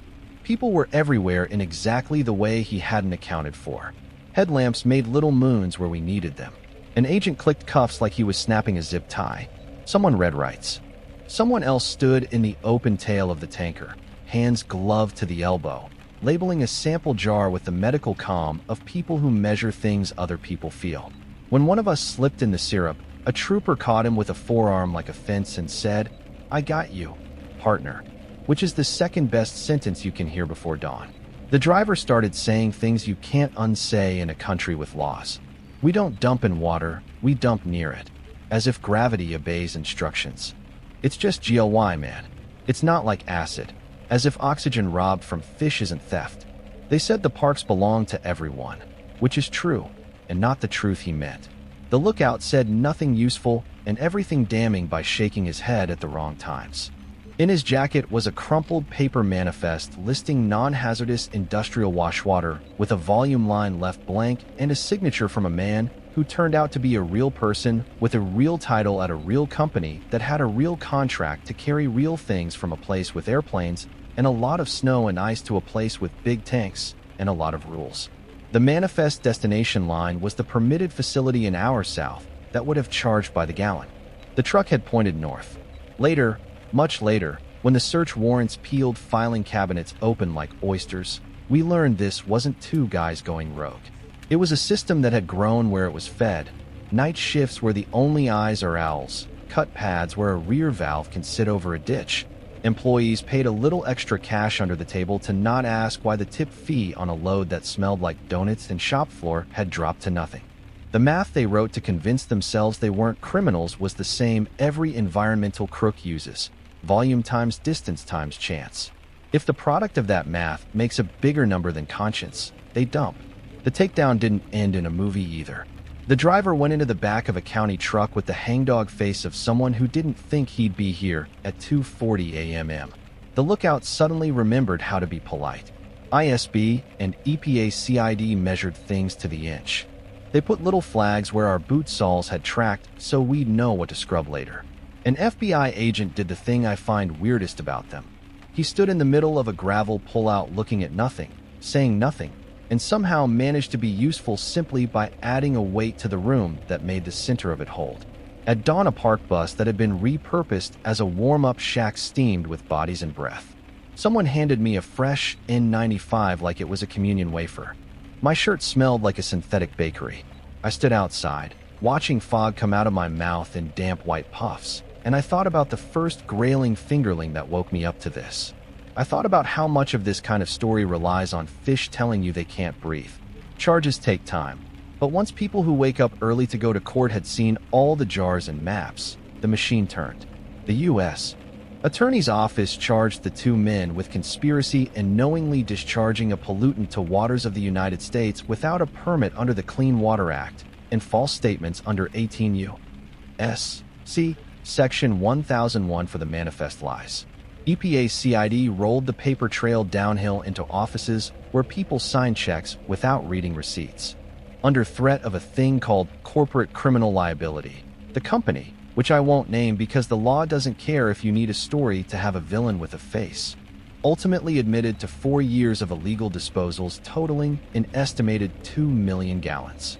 When I saw that number in a charging document later, my mouth went dry and stayed that way. The local paper did a story that made it sound like an industrial accident, like a spill with the apology already attached. What happened wasn't an accident. It was hundreds of deliberate decisions to pull a lever near a culvert at 2 in the morning and then throw away a pair of nitrile gloves that smelled like candy and ammonia. It was a spreadsheet called Op Savings with a line item that said tip fees and a note that said CN. It was a manager sending a text that said you know where to go at 1:56 a.m. and a driver responding with a thumbs up emoji, and both of them deciding the park in the dark belonged to their margins. People like to ask me if they went to prison. The driver did. The lookout got less because men with good lawyers get less. The company paid a fine big enough to make a number on a press release, paid restitution for stream bank remediation that will take longer than the patience of most humans, and paid for independent monitors who already look bored. The manager who signed old receipts, LOL, left the state. That's how systems work. The joints creak and the weight shifts somewhere else. The part that shook me the hardest came later, when the snow came back. By late September, we were quiet again. The road was a scar peeling into the mountains. The willows went shot brown. The bears made pancakes out of blueberries on the trail, violet handprints mashed into dust. The river slackened into low, clear corridors with ice forming rime along the edges like lace. On a patrol near the Savage, I crouched to tie my boot and saw, under a thin sheet of forming ice, a slow leak from the bank. A little gummy stalactite of orange amber built up beneath a place where a root had been cut. I popped it out with my knife. It smelled like a memory I had been trying not to keep. The stuff doesn't look like evil. That's the part one need you to understand if you ever find yourself on a back road near a bridge after dark. Evil is not a green glow. It's a sweetness in the wrong place. It's foam that stacks instead of breaking. It's fish holding under a log with their mouths open too wide. I have a habit now that irritates my wife. When we drive in winter, I crack my window at stoplights and sniff. I'm not fun at airports. I pick up our son from preschool and keep him from touching puddles in the parking lot if they look pretty. I read EPA criminal case summaries at night like someone else reads crime novels, and when I turn the pages, I have to get up and wash my hands. I still go out alone a lot, because you can't do this job if you stop being alone. I stand on the park road shoulder at weird hours and listen to the way cold comes up, and sometimes it sounds like a truck on the park's highway running empty. I see the shine of a snowflake in my headlamp and mistake it for a sheen. I smell things that aren't there. My neurologist friend says that's the brain practicing not dying. My wife says I need to come to bed. When I can't, I go to the burn barrel in back of the shop where we send old forms and mouse-chewed manuals. I burn things that remind me of other things, old nitrile gloves, a scrap of orange flagging from a different case, copies of a manifest with numbers I can't make go away. It smells like plastic and tired and a bad bakery. I stand there until the smoke is only smoke and not a story. I'm telling you this for the same reason I tell the new seasonal rangers, the bus drivers, the maintenance guys, the camp hosts, and anybody who will stand still long enough for me to become that guy who won't shut up. If you're anywhere, Denali, your town, your creek behind your apartment, and you see a truck where it shouldn't be at a time that doesn't match the world, and the morning smells like syrup and pennies, say something. Write down what you can get without dying for it. Time, direction of travel, how many axles, the way the tread looks if it leaves a print, whether the gate hangs straight or looks like someone put it back with their left hand. Don't confront if your gut is yelling. Back out and call the people whose job is to step into that air. The world will try to convince you that because it looks like water and smells like breakfast, it is not a bad day. You are allowed to say no to your nose. We recovered some of what they spilled. We didn't recover all of it. There are pockets of sweetness in the gravel under the road that will wake when a warm spring pushes them, and then go to sleep when a cold night asks them nicely. That's how cold places work. They keep secrets in little bottles, and then set them loose for no reason anyone can see. Last week, a father at Savage told me his kid saw frozen honey under the river ice and tried to touch it. The kid's glove came away tacky and bright. The father pulled him back and looked around like a bear had breathed on his neck. He came to the visitor center and used his indoor voice to say, "I think I saw something weird." I took the jar, I smiled like it was my first day and I love my job, and I told him he did the exact right thing. Then I went out back and I sat on the step and felt my heart do the apple bobbing thing it does when it remembers the night a lever moved and turned the air sweet. I still love this place. The mountain shows its face on clear days, and it's like someone opened a door and a god was on the other side. Caribou cross the road, and the buses sit still so they can choose their own sentence. Wolves run the ridge and look down at us like tourists. I carry that with me the way you carry a photo in your wallet of someone who makes you better.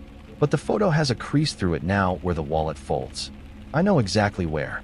If you ever stand on a culvert at mile 18, and smell a sweetness that doesn't belong to willow and water and cold rock, think of me.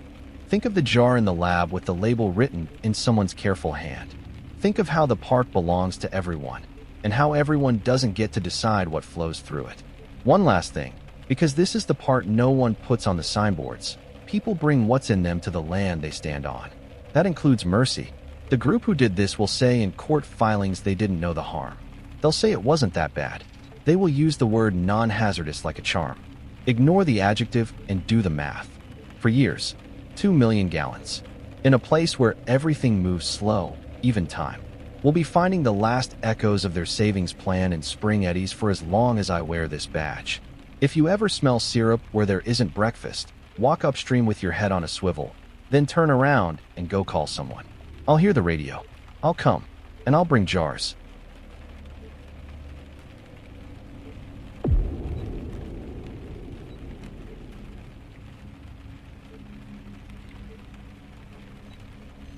Hi there, my name is Micah Boone, law enforcement ranger in Great Smoky Mountains National Park, based out of Sugarland's headquarters, but assigned most days to the Greenbrier/Cosby side. If you know these mountains, you know the sound that starts a patrol, water everywhere, creeks scribbling under road culverts, rhododendron leaves ticking in the breeze, distant white noise of a waterfall you can't see yet. I grew up 30 minutes down the road in Sevierville, oldest son of a mechanic and a nurse who swapped shifts like puzzle pieces. I was the kid who carried a pocket knife and a laminated topo map in 5th grade. It's not a heroic origin story. It's a boy who liked knowing where he was. The day this started felt honest. Early October, low clouds snagged on Mt. Gio, chill in the shade, sun stuttering through hemlock gaps. The air smelled of leaf mold and river rock. I signed out a beat-up green Ford and a bag of trail cams. Checked the duty belt by touch, radio, OC, cuffs, taser, sidearm, trauma kit, tourniquet, muscle memory, flipped on the dash cam, and rolled east on US 321 toward Greenbrier. My clipboard had a list the length of my forearm. Verify a backcountry permit at Campsite 31. Check a report of illegal fire rings near Porter's Creek. Follow up on a tip about ginseng poachers working the ravines after rain. Routine. That's how the worst days always start, with errands. At the Greenbrier gate, mist sat low enough to comb my hat brim. I parked at the ranger's shed, let the creek noise wash over me until it became a wall of sound that made my own thoughts look small, and started up the Ramsey Cascades Trail with a day pack and my radio on Sugarland's dispatch. Holler if you need a second, came Patel, my partner, over the mic. I'm running citations at Metcalf, but I can be up Greenbrier Road in 10. Copy, I said, and tried to pretend we weren't short-staffed again. Everyone's sick or in court or stuck doing paperwork that turns a whole day into forms. The park is a small town with an enormous yard and a population that triples every weekend. The first odd thing didn't look like a crime. It looked like a smell. We've had little fires in the backcountry, sketchy camp stoves, a cigarette flicked into duff, but this smoke was wrong. Not wood, not the tang of a Coleman. It had that diesel-sweet edge of a generator's exhaust mixed with something green and wet, like fresh-cut laurel stems bleeding. I stopped on a switchback where the trail grabs the side of the ridge in a shelf, and I listened the way my grandfather taught me to listen for rain moving up a hollow. Chin up, mouth slightly open. Let the bones of your face catch sound. A chainsaw far away is a cicada with a grudge. Close, it's a zipper through bone. This was somewhere in between. A dull, throttled scream. Then stop. Then the relief of silence. Then again. Chainsaws aren't allowed in the park except for our own trail crews during authorized blowdown work. And when they're out, you hear other radio traffic. Chatter, call signs, a griping laugh. The radio was quiet. I left the trail. Off-trail in the Smokies is rhododendron and dog hobble, making aisles out of no aisles. Slick moss on everything God built horizontal. An ankle-sucking leaf litter, hiding rock lips waiting to fold you in half. You move with your hands more than your feet, and you keep your eyes busy. The scar of a dragged log, the powder of fresh sawdust on black soil, the flat glaze where boots have slid more than once. 100 yards off-trail, I found sawdust like someone had spilled flour, the bright, butter yellow of green locust. Fresh cuts shone in the damp like new scars. The stumps were low and angled like a speed cut. Someone who knew what they were doing had dropped trees fast, directional. I squatted and rubbed the sawdust between my fingers. It clumped the way sugar does when it's humid. Sugarland's, Ranger 12, I keyed. Possible unauthorized felling east of Ramsey. Fresh cuts, audible saw, no trail crew on schedule. I'm punching off the tread for a look. Copy, 12, dispatch said careful. Advise every 10. There's a bird silence that isn't quiet. It's the absence that makes you feel like someone told the forest to hold its breath. That's what I stepped into. I eased down toward the creek that drains the Ramsey Basin. Steep, broken rock, slick as eel skin, and the saw held steady for a while then stopped. In the pause, I caught something else, metal on stone from farther down, like a length of rebar settling across rock. The smell helped me find it. Hot bar oil and generator exhaust breathing out of a rhododendron tunnel. One step at a time, I peeled leaves from my face and the world opened into a place that shouldn't have been there. From the trail, the canyon is just white noise and brush. From here, the creek exploded through a slot, a narrow cataract walled in by near-vertical rock, water punching through in a sheet, then breaking into spray. It was loud enough to eat a voice whole. On the lip of that noise, neatly tucked behind a palisade of interlaced logs and leafed branches, someone had built a gate. Not a door exactly. A rectangle of logs shouldered into the soil at angles, cross-braced and lashed with orange poly rope painted over with mud. Behind it, deep in shadow, a wedge of plywood showed like a tongue. I don't like the word compound. It's lazy. This was a build, hidden where waterfall roar could hide anything. I saw a run of logs forming a short stockade, 3 feet high, just enough to break a silhouette. A camouflage net was woven with hemlock boughs and pinned up under the laurel to kick shadows into double shadows. On a flat spot cut into the slope, a platform surfaced in pallet wood, sat a Honda inverter generator with a black trash bag pulled over it like a raincoat, holes cut for exhaust and cooling, the bag cinched with more orange rope. Somebody had dragged a dozen fresh locust poles down to make a roof frame over the platform. Someone else had stashed Rubbermaid totes under the overhang, lids taped in an X. My mind did the thing minds do when they don't like a picture. It tried to make other ones. A group of survivalists playing Pioneer? A search and rescue practice site built by idiots? The details argued with me. The locust cuts were angling to fall precisely outside the line of sight from the trail. Boot prints, different sizes, different lug patterns, all stepped where the rock bulged above moss. A length of paracord ran from the gate into the brush and disappeared, not on the ground where you'd trip over it, but at knee height where it could be snagged and looked like vine. A small thing saved me. I wanted to step to my left around a slick boulder. A fat snail, the size of a bottle cap, shell-banded, sat right where my foot was going to land. Something in my head said look, because the snail didn't look like it belonged on polished rock. The rock was too clean. In the clean patch was a snare, the faintest loop of vinyl-coated cable, laid across the rock and dusted with charcoal to dull the shine. I stopped cold. The loop would have caught a boot and flipped me onto my face. Maybe that's all they wanted. Maybe not. I backed my foot away and set it down in the dirty, leaf-scuffed part where real boots had gone. There were targets tucked under the lip of an overhang. 2 steel plates cut into torso shapes, painted green and white. The edges were pitted from spall, bullet splash. Spent 9mm brass winked from a knot of duff by the generator. The waterfall's voice ate gunshots. The churn would swallow sound, and your brain would blame it on river rock chewing itself. They'd chosen the site like someone who knew the park better than I wanted them to. Sugarlands, 12? I whispered, low enough the radio barely took it.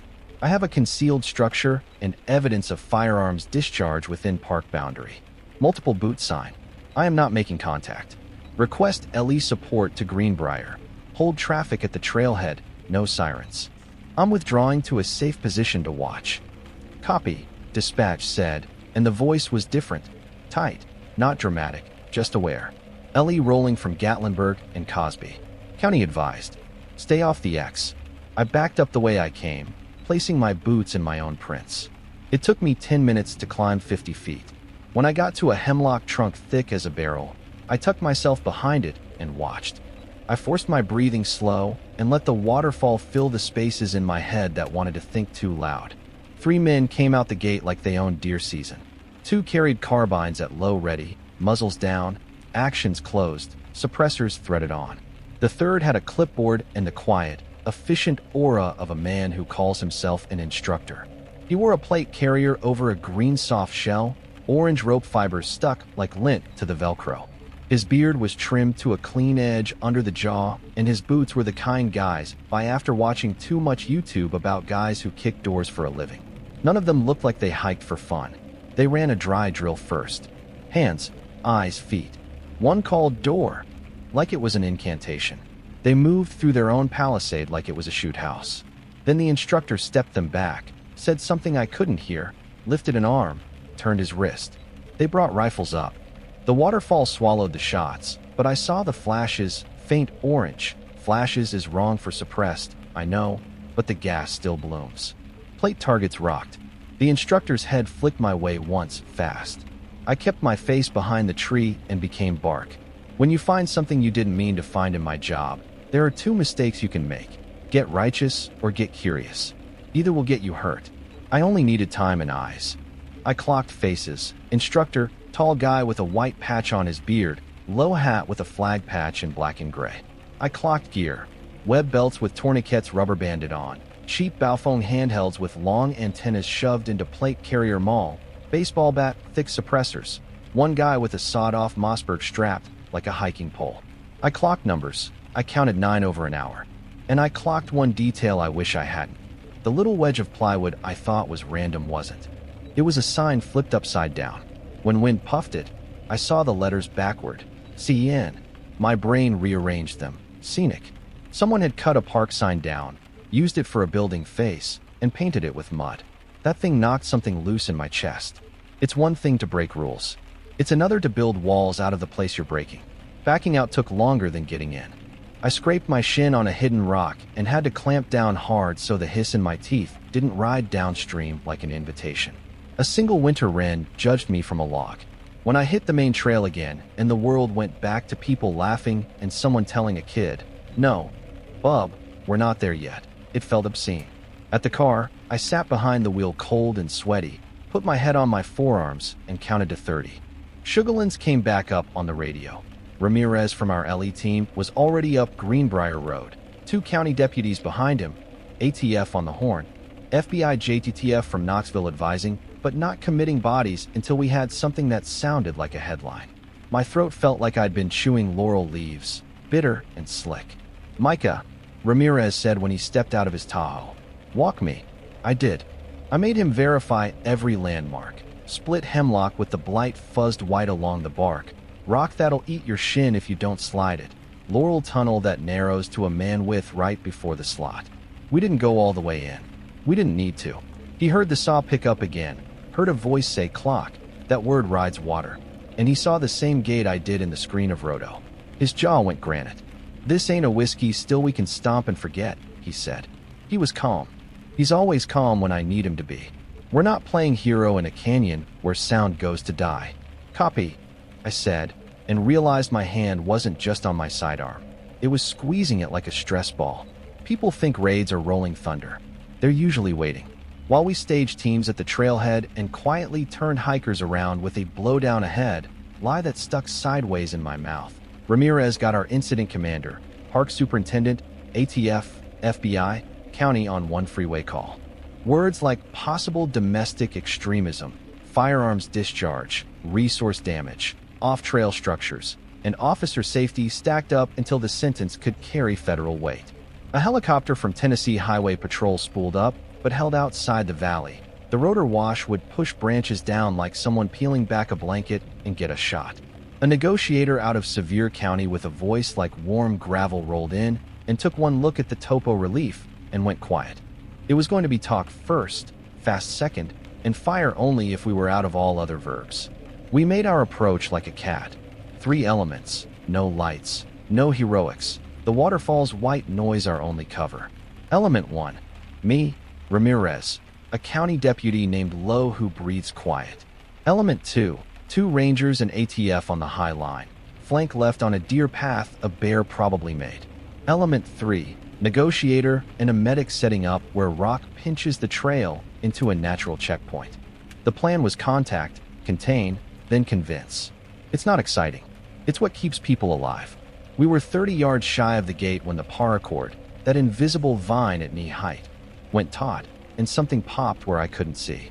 No bang, no flash, just a small shake in the brush, and 5 seconds later, a voice on a handheld I knew wasn't ours. Green on 2. Movement. We froze so hard the water moved us. Ramirez's hand brushed my sleeve twice, back. We shifted in reverse in one long breath and took cover in the laurel's dark while Element 2 went statue. "Park law enforcement," Ramirez called then, loud enough to walk, but not to run. "We need to talk. You can smell adrenaline in your own spit. It tastes like a battery." They didn't answer at first. Water filled the world. Then a man's voice, the instructor by the shape of it, floated out smoothed by the spray. "We're training. We'll be done." "Your training's a felony here," Ramirez said. "Put the guns down. Hands out. Walk where I can see you. We can talk." Silence. Then the dull clunk of a bolt smartly racked shut. "Stop." The negotiator's voice came into our earpieces. "We've got them on the bullhorn from the lower position. Don't push to the gate. Hold. Let me talk." We held. 10 seconds turned to a minute, turned to 5.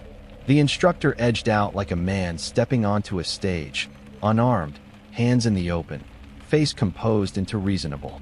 He had the clipboard. The two men with rifles stayed inside the dark with muzzles pointed at the dirt like they'd been taught, and like it was optional. "We're not the bad guys you're looking for," the instructor said, and tried a smile that would go over in a church foyer. "We're veterans. We're exercising rights. We pack out our trash."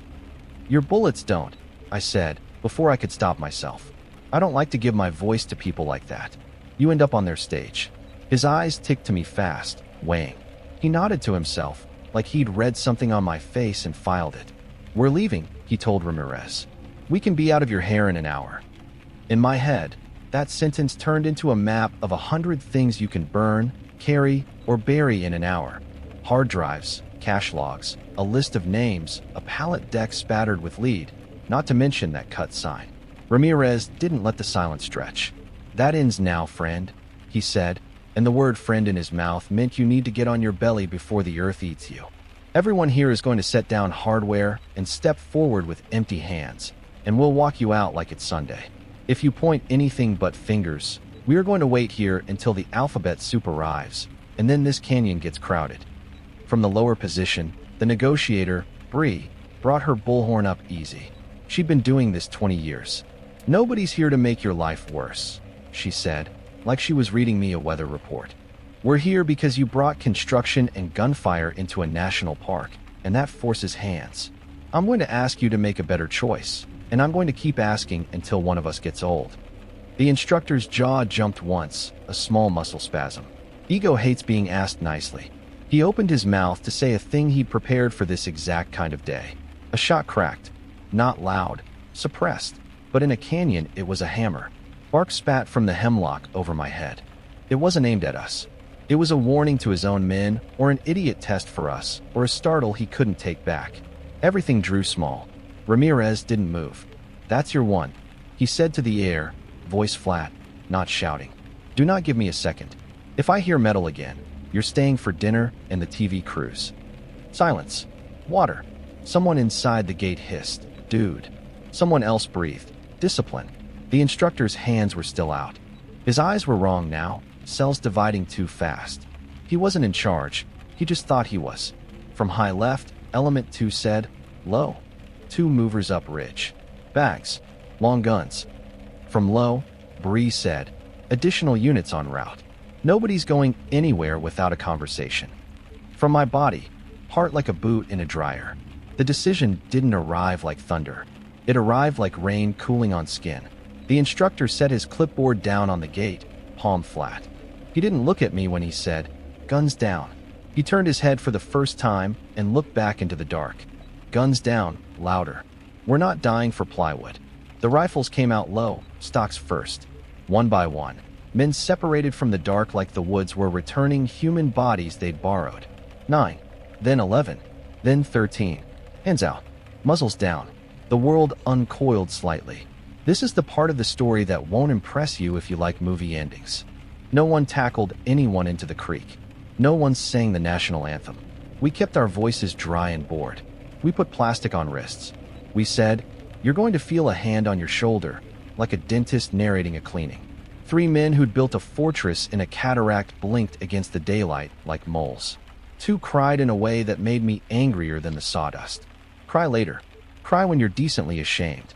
We staged them at a natural choke 100 yards down. 2 lines, sitting on the trail edge, under the scold of a winter wren. Bree kept talking. Men like being talked to, even when the talk is just calm sentences stacked into a ladder. ATF cleared rifles off the pallet deck like a somber yard sale. A county crime scene tech with a ponytail took photos from measured distances, targets, brass, snare, the painted-over scenic sign. We collected trash. There wasn't much. They were careful. The horror wasn't a mess. It was the absence where things should be. No day packs, no candy wrappers, no footprint where a normal person would have put a foot. The generator still ran under its trash bag hood, sputtering like a smoker. I pulled the plastic off, flipped the switch, and the quiet came back like a tide. The waterfall filled it. I felt my shoulders drop and then lock again. Quiet can be a weapon. While all that moved, my brain was doing background math. Who are they? Why here? What else? It's never just what you see. It's what you can't. Ramirez stood shoulder to shoulder with me in the spray. He didn't have to say it. I knew he was thinking it too. They chose noise to hide noise. They chose a gorge to hide a class. They chose locust because it doesn't rot. They chose orange rope and covered it. Not because they were geniuses, but because they cared. When we walked the instructor out, he tried me with the story they always do. "This is just our gym," he said. "We got tired of paying for range time. You built a gym out of park trees and stole a sign to nail to it," I said, and didn't give him my eyes. You don't feed that part of him. The after started as soon as the cuffs clicked. FBI showed up after the interesting part, took notes like they were listening to the last 3 minutes of a book, and would write a report on the first 300. ATF did what ATF does. Ran serial numbers, matched suppressors to forms, notated the ones that didn't match anything, talked about constructive possession like weather. NPS evidence folks laid out zip ties and paracord pieces and the snare cable with the care I wish they'd gotten in their childhoods. We hiked out in a trickle, because getting 13 men with plastic on their wrists down slick rock without losing one to gravity takes time. You want the bombshell from the search? It wasn't a map with the White House circled. It was a composition book, waterwarped, sealed in a Ziploc like someone loved it. Inside, schedules, ammo counts, backcountry campsite numbers written in the margins with prices beside them. 31/20th dollar, 33/. Codes underlined twice. Cataract and Redgate and Raven. A page with the heading supply, listing LP genset, Jerry 10X, nails, rope, orange, paint, totes, no logo. Another with a diagram, palisade, blind, lane, and an arrow that said noise mask pointing at the sketch of a waterfall. There was a list of usernames that meant nothing to anybody until one of our analysts sat up late that week and found the same names on a forum that calls itself a preparedness community, but reads like an affection letter to violence. They weren't training for any one day. They were building capacity in a place that belongs to everyone and hides everything if you move 4 feet off a trail. That's the part that ate me. We charged what we could that day. Unlawful construction and resource damage, felonies when you cut trees, discharge of a firearm inside a national park, possession of firearms in closed areas, conspiracy when ATF found 2 unregistered suppressors and 1 short-barreled shotgun with a home job on the stock that made my gums ache. Later, after electronic warrants pried open phones and an email account called Cataract bill that Proton coughed up receipts, DOJ added instruction of firearms with intent to cause civil disorder for 2 of them. The U.S. attorney did a press release with careful nouns and numbers and a paragraph about resource protection. The local news called it a militia camp because that word gets clicks. I hate that word. It puts a uniform on men who build a crime out of wood and nerve and makes them sound like history instead of bad neighbors with time and internet. I went home. I washed the waterfall out of my ears with my shower turned too hot. I slept shallow with the fan on because silence felt like a hand over my mouth. For a while I couldn't stand the sound of white noise machines in hotel rooms. I kept wanting to peel back drywall and find a gate behind it. My girlfriend, Lena, a nurse at UT, started leaving the bathroom fan off because it made me blink the way gunshots make other folks flinch. She didn't make a big thing of it. She set a mug in my hand in the mornings and asked, "What part are you carrying today?" And I learned to answer with little things. The snail on the rock, the S in scenic like a snake tongue. The big things were a wall I wasn't ready to lean on. A week later, when the adrenaline shame wore off, I went back with a restoration crew.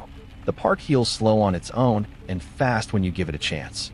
We pulled the palisade down with gloved hands like we were unbraiding someone's hair, shortened the locust poles to make erosion bars, wound the paracord around my fist until it burned, and cut it into pieces. We hauled the targets out, heavy, pitted, regretful things, like pallbearers who didn't like the dead. We found gloves under a root, nitrile, blue, turned inside out, sticky with sap. We found the snare anchor, a U-shaped tent stake sunk flush with the rock and sanded with river grit to look like geology. These weren't geniuses. They were careful. I said I'd ground this in more than mood. So here's the paper. In the weeks after, I read reports I hoped would put an outer edge on the thing. ATF traced 2 suppressors to a straw purchase in South Carolina and a mail drop in Pigeon Forge. FBI JTTF found a Telegram channel where the words Cataract, mask, and noise discipline showed up like someone whispering the map to themselves. A guy in the circle ran a little construction business out of his F-150, decks and fences. You could write his number off the side of a job site porta-john. Another was a retired E-something who'd left active duty with a head full of tactics and nowhere to put them except on other men who wanted to borrow a war for the weekend. One taught homeschool co-op on Wednesdays. One ran a booth at a gun show selling bags with American flags where the red stripes were cartridges. None of that made it better. It made it worse. You want monsters to have monster faces. It's easier than seeing your mailman in a plate carrier. Some of them pled out. The instructor didn't. He showed up in court with a barbered beard and a tie and said training a lot. The judge said park trees a lot louder. I read the allocutions, the written apologies crafted by lawyers with handsomely moisturized hands, and pretended my jaw wasn't moving while my eyes did. They said the word civic a few times in ways that made me laugh without humor. They didn't say scenic. They didn't say snare. They didn't say winter wren. They will never say rhododendron tunnel because you can't feel those words in your chest if you haven't moved through one alone at the hour the forest tells you. Hush. You asked for horror.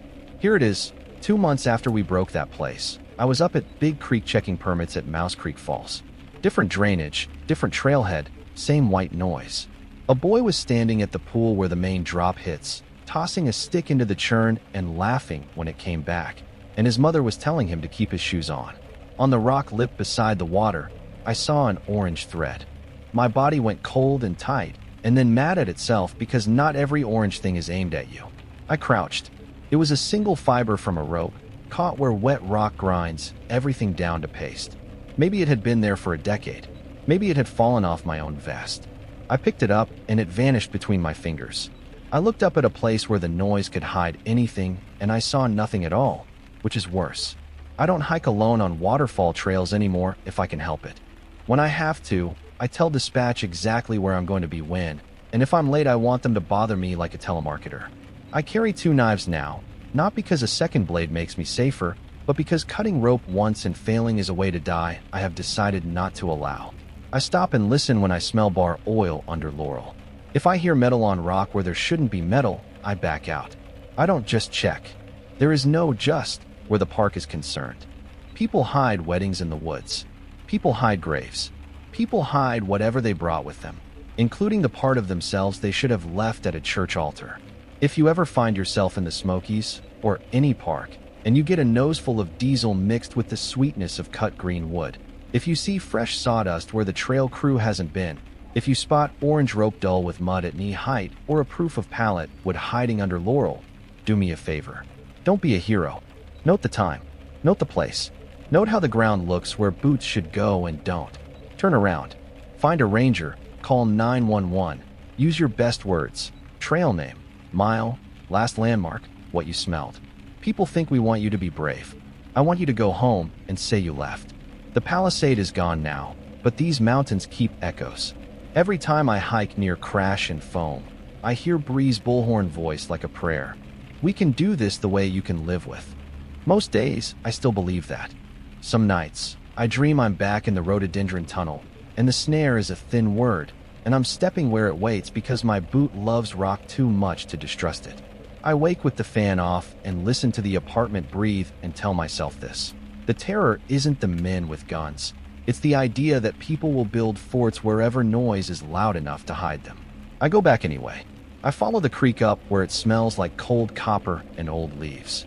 I stand where the white roar collapses into mist, and I try to make the place ordinary again. I pick up one glove, one brass, one thread, one idea at a time. And if you're watching from somewhere far away and thinking the Smokies are postcards and pancakes and black bears making TikToks out of your trash, hear me. Some of us keep the trails open not just by clearing blowdowns, but by listening for what the trees don't say. If you ever hear a chainsaw where you shouldn't, if you ever feel bird silence spread over you like a lid, turn back. The water will keep their secrets without your help. And I'll be somewhere down trail, radio on my shoulder, counting steps and slow breaths, hoping the next noise I hear is just the winter wren telling me I've overstayed my welcome.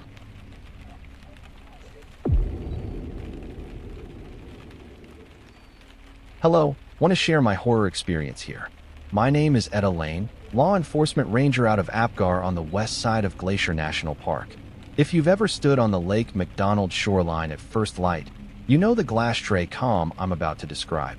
The water perfectly still, pebbles underneath clear as marbles, the mountains upside down and more real in their reflection than they are in the thin morning air. That's what I loved most about this job, the way the park starts the day like it has nothing to hide. I don't sleep well anymore. When I do, I wake up smelling cold stone and wet cedar and something I can't name, like coins and pond water, and bleach got married and decided to haunt me. The call we got that morning was the most ordinary kind of bad. Apgar base to Fort Lincoln, welfare check. The radio had that early hour hush to it, as if even static knows to whisper. Lake McDonald Lodge. Overdue family. Donnellys, 3, no checkout, no bags picked up at desk, room key still hanging. Vehicle possibly at Upper McDonald pullout. Housekeeping found the room, made but off. Can you take it? I was already moving before I answered. 4 Lincoln copies. Coffee in a paper cup, half of it sloshed into my lap on the first curve up going to the sun. Lodgepole pine shadow stripes blinked over the hood, and the lake kept flashing silver on my left like a breath I couldn't catch. At the lodge, you get the mix. Bell staff in pressed vests, a couple in the kind of hiking clothes that look like they came with a lawyer, a red jammer bus cough laughing in the lot as the driver told a joke he's told for 20 summers. The front desk clerk had her hands folded tight like she'd been asked to hold a hummingbird without letting it go. I know we're not supposed to panic for 24, she said as she slid the room card to me, but I've never seen towels like that. Room 232. High ceiling. The lodge architects built the inside of a fairy tale with timbers so big you could live in them. The bed was made, hospital corners crisp and square, like someone had remade it after housekeeping. The bathroom smelled like that coin pond bleach thing before I had a word for it. 3 toothbrushes leaned in a glass, bristles still splayed from last use. On the table, a park brochure with a ballpoint circle around Trail of the Cedars, and a child's crayon drawing that gave me the first tear in my chest. A perfect triangle mountain, a long blue line for lake, 3 stick people with eyes too big. You learn to build a picture from crumbs. The ski tags still zip-tied to a backpack zipper said they were from Utah. A guidebook had a folded page at Avalanche Lake. The room key being on the peg downstairs said they'd done that awkward tourist thing where you hand your key back on the way out because it feels like a ritual. The towels told a different story. I've raised 2 boys. I know the difference between a towel hung sloppy and a towel someone wrung water out of because they were in a hurry and wanted to erase a thing. All 4 lodge towels had been used, wrung, hung again, not draped like a human does when they're done with a shower, but aligned, as if a checklist had a line, towels. Vehicle's a white Subaru, Utah plates, the clerk said, relieved to be useful. They asked about a place to see the creek close to the road. I told them Upper McDonald.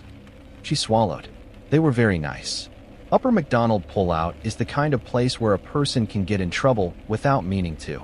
McDonald Creek runs hard there, fast and glassy and more powerful than you can see from the road. Tourists climb out on rocks slick as old teeth and pose with the blue-green behind them like it's a mural. In spring, the creek growls. By late summer, it sounds friendlier, which is a lie. The Subaru was there when I rolled in at 8:11. First heat coming off the asphalt. 2 ravens throwing shade from the rail. Plates matched. Driver's seat pushed back more than you'd expect for a mom and dad who looked medium-sized in the lodge's security stills. On the dash, the park pass. In the cup holder, a Capri Sun with a crimped, sucked-flat look and the straw reinserted the wrong way like a kid had done it. A sunscreen bottle on its side, cap snapped. In the rear footwell, a pink flip-flop with a bead missing from the strap. You learn to catalog without letting the catalog become a story that makes you hurry. I called it up. Base for Lincoln. I'm at Upper McDonald with the Donnelly's vehicle. No occupants. Visible child's footwear. I'm going to drop to the creek and grid. They train us to grid with our eyes first, then our feet. Start big and pull the circle tighter. I took my first breath of creek air and felt the cold in my teeth. Glacial flour makes the water look like liquid sky, and it coats everything in a fine silt that hides moss. The walking's treacherous even when you're paying attention. I walked the guardrail and looked for the obvious, a rag, a smear, a coin that doesn't belong to these rocks. I found gum, a parking stub, and a hair tie with a glitter star. Hold up, I told myself out loud. The creek ate my voice. I crouched where the pullout's guardrail ends and the social path starts. The little illegitimate trail everyone makes because the official one doesn't seem to go exactly where they want. You've seen the shape, trampled duff, a polite lie. The first weird thing was there, small and mean. A freshly filled hole in the soil about the size of a soda can, plug patted down neat. The second weird thing was 5 feet farther. Shoe prints that didn't match the round toe of the dad's ultras in the lodge video, or the mom's narrow-heeled hikers. This tread had a diamond lug, cut-out shape I could draw with my eyes closed by the end of the day. A boot you buy if you want the idea of a mountain without needing the mountain to like you. They went down. Of course they went down. Everyone goes down to get close to the water. I radioed for a partner and told myself to count to 60 and then go. I made it to 14. Some days I'm not the ranger they made at Fleck. I'm just a person with a badge who loses her patience in a world that eats tens of minutes for breakfast. The social path braided into 3, then 5, then admitted it was never a path at all. Close to the creek, the ground turns to rock with small islands of soil holding cedar and alder together by their arms. The prints got sloppy down there. The boot with the diamond lug had been careful until it wasn't, and when it wasn't, you could see how he moved, stepping on rock lips, avoiding moss, avoiding mud, avoiding leaving anything. There's a trick you learn from old rangers who were trappers or old trappers who became rangers. Look up for things placed down. There it was, not a cairn. We knocked those down. The mountains don't need your punctuation, but a stack of 3 pebbles pushed into a drift log like a note. No tourist does that. They stack on the trail where someone will take a picture. Whoever did this tucked it where only a person who lives with their eyes down would catch it. The stack pointed at a pocket cove I've walked past 100 times. Small bay, water lapping, drift logs like bleached bones where winter spate throws them and summer dries them hard. I smelled it before I saw it. Cold stone, cedar, that coin pond bleach note, and something meat but almost polite, like the day after deer's been butchered in a cold garage, sweet and tired. I didn't walk in. I walked around. On the far side of the drift log jam, where rocks make AV and the water brings you gifts, the sand was newer than the sand around it. It had that hand-smoothed look, tiny ridges like knuckles. In the center was a fire ring laid with stones that had the wrong kind of soot, too black, too thick, too fresh for a place where no one had cooked. The ashes were cold but clumped, like the wood had been wet with something that wasn't river. I called Lena. "I need you," I said. "Bring a second and a camera." "Already rolling," she said. Her voice does that thing on days like this, loses its kindness to make room for duty. "You alone?" "Not anymore," I said, and only understood what I'd said after it left. "I've dug more illegal fire rings than I can count. You do it with your gloves and a small shovel and that monk's patience we get taught by the old guys. Take it apart stone by stone, down to the coldest layer, then scatter rock back to where it was so the site looks like no fire ever ate there." This wasn't that. This was a cover, and once you see a cover, you can't pretend you don't. I slid 1 rock, 2, and the third had a smear on its underside that made my throat do a thing I recognized from medical calls, my body going ahead of me to where I didn't want to go. I pinched a fistful of ash. It was glued with something that wasn't sap. Under that, sand, and then a different sand, darker with organics. holding a bubble of the day that didn't belong to the day we were in. Gnats found me fast, like I was unwrapping their present. Back out, I told myself. Stop. Hands. I put my hands up like someone had a gun on me. This job is a lot of stopping yourself at the lip of a bad decision. Lena and Ben came in low, eyes doing their big sweeps, and then the tight ones that count small crimes. I said nothing and pointed. Ben's jaw changed shape. Lena's camera came up, and her body made a square around the lens, that protective posture photographers get when they're about to make their job ruin their week. We moved the ring with gloves and the kind of care you use moving a sleeping infant past a dog. Under the ash and clumped sand, the smell climbed. Not the graphic rot people think of when they imagine bodies. They imagine summer in the low country and forget that cold is a refrigerator. This was colder and older and quieter. The shovel hit something that wasn't rock. A sound like a drum head when you thump it with a thumb. Evidence cone, Lena said, and I loved her for it. Keeping us in the language that keeps hands steady. Ben handed her a cone, bright orange in this green world, and set the other 3 around the ring like a tiny circus. We found fabric first, the weave loose like a sweatshirt washed too many times. Then something gray-white that my brain refused, and then labeled scapula because it was too long to be a fish, too delicate to be driftwood, and too shaped like a bird's wing to be anything else. Ben put a hand on my shoulder without looking. Our version of sit down you can do standing up. We backed out. We called Flathead County. We called the coroner. We called the part of our jobs that wears plain clothes and shows up with spiral notebooks and tape that says do not cross. The first ring became 3 rings. The first patch of smooth sand became a cluster of them, in a pattern that wasn't random. I didn't dig those. I watched strangers in Tyvek do it with the kind of decorum that makes you trust people. Measured, counted, photographed, bagged, labeled with the kind of handwriting you can read, even when a storm tears the paper. The first scapula was fresh enough that it made the medical part of my head rehearse steps. The bones under it had the pale paper look of older things. In one hole, an old belt buckle, Western style, a steer head stamped in cheap pewter, green around the edges where moisture had given it blurred halos. In another, a zipper pull in the shape of a fish. In another, the molar of something too large to be the child we were supposed to be not panicking about. We found the child on the 3rd day. I'm not going to write that down for you because I don't want to lay that on you. Know that she was there, and the lake kept trying to return her to us the way water offers back what it can't keep. There's a thing that happens to time on days like this. It becomes transparent. You can see years stacked in it, like the way Lake McDonald shows you 10 feet down, and then suddenly nothing because the light can't make it any farther. I watched the coroner kneel. I watched ISB measure. I watched County write. And I watched a boat slide by outside the drift logs, one of those small aluminum fishing rigs with an electric trolling motor whispering its way along. The man at the tiller didn't look in. He didn't look anywhere. He had the capped baseball bill low and a day's beard, and he cut the motor just so, and he cast once, twice, and then he moved on. When he looked left and his profile crossed that slit between drift logs, something in my head stood up. Not because I recognized him, because the moment had that stage feeling, like a curtain lifted and a player hit his mark. He didn't belong in the wide world outside the logs. He belonged here, in my tiny frame of sand and bones. I felt my mouth say the word guide, without asking me. You'll think I'm cheating if I tell you I saw the ending in that face. I didn't. I saw possible, and I set it down like a knife where I could find it again if I needed it. I didn't go home that night. None of us did.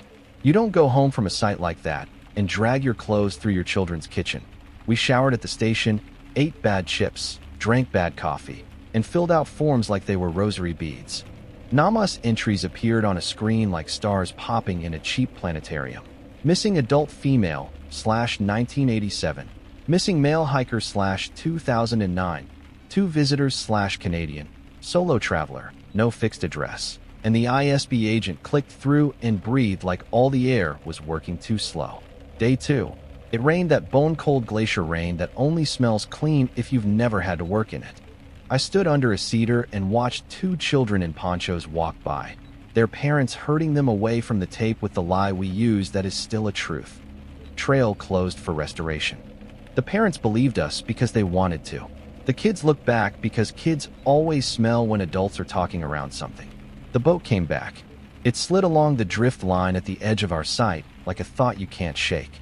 We had plainclothes out on the lodge dock by then, and Flathead County had a deputy at Apgar who knows every fishing guide in Columbia Falls by the way they tie their knots.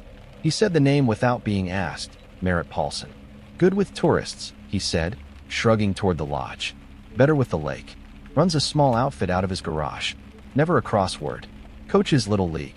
The kind of guy you forget, and then remember because he never gave you a reason to keep him in your head. The third day, ISB sat in my office and turned my knife over. You said guide, the agent said. Why? I told him about the cast. Not the act of it. The shape. How he dropped the motor when the current's slow in a way that people who don't live with water never learn. How he moved like the lake was furniture and we were air.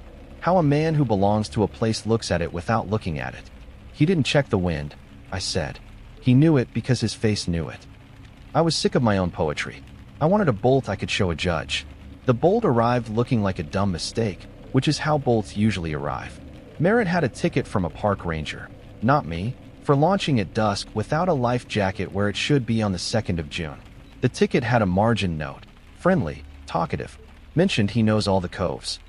Law enforcement loves margin notes. That word all felt like a door. We called him in for a chat. He came with a jacket zipped high and a smile zipped higher. He had calluses on his hands, neat ones, like a man who works but not too much. He took the paper cups of bad coffee we offered and sipped like he was at his kitchen table and we were the neighbors who came by to talk about the PDA. He said he'd seen the tape down at the cove. He said he hated seeing closures at the height of season. He said the word unfortunate, like he was reading it off a card. He didn't look at me. I told him we'd like him to go through his calendar with us. He said of course, and then did the thing men like him do when they want to make themselves the hero of a boring story. They told us when they couldn't have done a thing we hadn't asked if he'd done. June 5th. I was at my mother's. July 2nd. I take Sundays. August 14th. I had a church thing. He was building a fence no one had asked for. ISB is better at that part than I am. They let him build. They let him talk. They asked if he'd mind leaving his phone for a few hours so they could write down details and not risk missing something, because we were humans who only get 2 hands and 1 pen at a time. He minded, and then he didn't. He handed over the phone with the kind of theater we see from teenagers when they offer you a thing that maybe has been wiped, maybe scrubbed, maybe half scrubbed. Like if they persuade you with how their hand looks, your head will follow. In forensics, there is what people believe phones do and what phones actually do. The difference is the part that gets people arraigned. Merritt had deleted a set of calendar entries that a middle schooler could have deleted better. Titles like Sunrise Run and Blueberry Supply sitting at 4:15 a.m. on Tuesdays that corresponded to no store that sells blueberries and no run that requires a launch permit. The location metadata should have been cleaned. It wasn't. The coordinates put him in the coves I know the way you know your child's cough. Names like Crystal, Fish Creek, Rocky Point, and the little nameless dimple where the drift logs stack exactly where I found the rings. I wasn't there for the interview where Merritt confessed. People keep asking me like the scene will make the story an easier thing to carry. I was outside on the bench with a paper cup feeling the coffee go cold, as if that's a thing I could control in a world where I could control nothing. What they told me later is that he leaned forward once, twice and a half, and then pushed his chair back and said, "If I tell you all of it, will you leave the lake alone?" ISB said that's not how law works. He said, "I mean, will you leave the water quiet?" He didn't start at the beginning because men like him never know where that is. He started with a body that wasn't ours, a woman he didn't name, long ago, after a fight with a man she shouldn't have been in a boat with, after a second man no one would ever tie to a place like this. He said, helped her family find peace, in a voice that made me want to pull my skin off. He said some people needed to be kept by the lake because that's what they wanted, as if anyone would want a drift log as a pillow. He said he learned where to put a person so the lake would hold them. Under cut banks where spring pushes and fall pulls. In root wads where the river had taken a tree by the hair and laid it down. In gravel pockets where glacial water buries your secrets twice, once with sand and once with stone. He said it in present tense. That's what tore me. He didn't say I did. He said you put them and you know and you learn. He put the rest of us on his boat with him, as if we had done it. He talked for 4 hours. I read the transcript later with my mouth closed so tight my jaw was a stone. 10 names we could match to Namas, and the file's flathead keeps in a drawer marked still open. Others, drifters, first names, road names, 2 out of state. One who called himself Hart and left the wallet of a man named Martin in the glove box of the car they borrowed. He talked about families like people you wave to. He talked about the way you lay a rock, the angle of driftwood, how you make a fire so a fishing guide who knows the way smoke moves knows when it's wrong. He said he kept the fire ringstone stacked at home in a milk crate in his garage because he liked the order of it. He said he went to search and rescue meetings sometimes because he liked to hear the way people talk when they're not listening to themselves. At the end, he said a thing I can't write clean. There's more. Where? In the old sand under the old logs. The lake keeps what it loves. I knew the exact log he meant when he said old. He meant the ones that look like sleeping whales on the north shore, the bleached ones so dry they make a sound like a tuned instrument when you drum on them. He took a deal the way people take jackets when the weather changes. He pled to multiple counts: homicide, abuse of a corpse, obstruction, all the names for things you shouldn't do to a person and a place. He told us where to find 3 more we hadn't found. He drew a little map with a pen like a child, crooked arrows and X's at the coves I've been alone in at sunrise while loons called, and everything felt too beautiful to belong to people. He didn't lead us to all of them. They never do. Confession isn't a gift. It's a tool they use to keep something for themselves. The press did what the press does. They found his yearbook photo, his boat in a better light, a Facebook post where he thanked a client for a tip. They called him the Lake McDonald Guide, like that was a job anyone should have to carry after him. People looked at men in aluminum boats like suspects. Families sent us letters with the kind of gratitude you don't want because it means the thing that made space for gratitude is awful. I went to the cove at night once when I couldn't stop seeing the milk crate in his garage, and I sat on the drift logs and listened to water rankle the pebbles, and I talked at the air like a fool. "I'm sorry," I said. "I should have found you sooner." The forensic work turned miracles and maybes into paperwork. Bones matched to names, rings matched to photos, fish-shaped zipper pulls matched to catalog numbers that someday might convince a jury of something they already know, that a man used a lake the way a bad farmer uses a ditch. We will never know all of them. That's not me being dramatic. That's a hydrology problem. Gravel moves. Wood floats. Cold saves until warm steals. The park keeps secrets even when it tries to help you hold a thing in your hands. I go down to the lake still on my days off like a dog returning to the place where it got hit. I don't pick up driftwood alone anymore. I don't look at fire rings without feeling my hands remember the weight of stones that don't want to be laid on a table in a room where everything smells like gloves. When a guide boat passes, I look. I do it without meaning to. That's not fair to the 100 men and women who make their living helping people touch water and fish without hurting anything. But my eyes go to their hands and how they sit, and whether they check the wind with their face or their flag. I don't know what I think I'll see. The bad ones don't wear it. That's why they keep getting away with things until they don't. I know what you want from me. You want a clean ending. You want me to tell you we got all of them out and put them in places with grass and names, and now when the wind blows, it only smells like cedar and snowmelt. I can't give you that. We recovered most of the Donnellys. We gave a mother a thing that was hers to hold while she howled. We walked a father through the worst room a human has to stand in. The one where you choose the words you'll say to a judge so the court knows your daughter isn't a case, but a person who tried to draw a mountain bigger than a page. We gave other families pieces, and we told the truth when we had none to give. We are still looking. The lake became crowded with meaning after that. People came down at sunrise to lay flowers and stones and notes under rocks where the wind would blow them off if we didn't. Tourists in flip-flops stepped into pictures they didn't belong in and felt like they'd been invited to a private grief.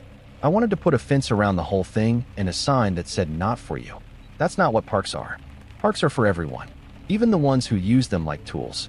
I read things now I never used to read. Old clippings from the Daily Interlake. Columns about a girl in 1996 who never came back from a morning walk. Yellowed forms with Namas numbers. Forums where bad men swap advice about rivers that keep secrets and rocks that won't tattle. I read them the way another person reads mysteries before bed.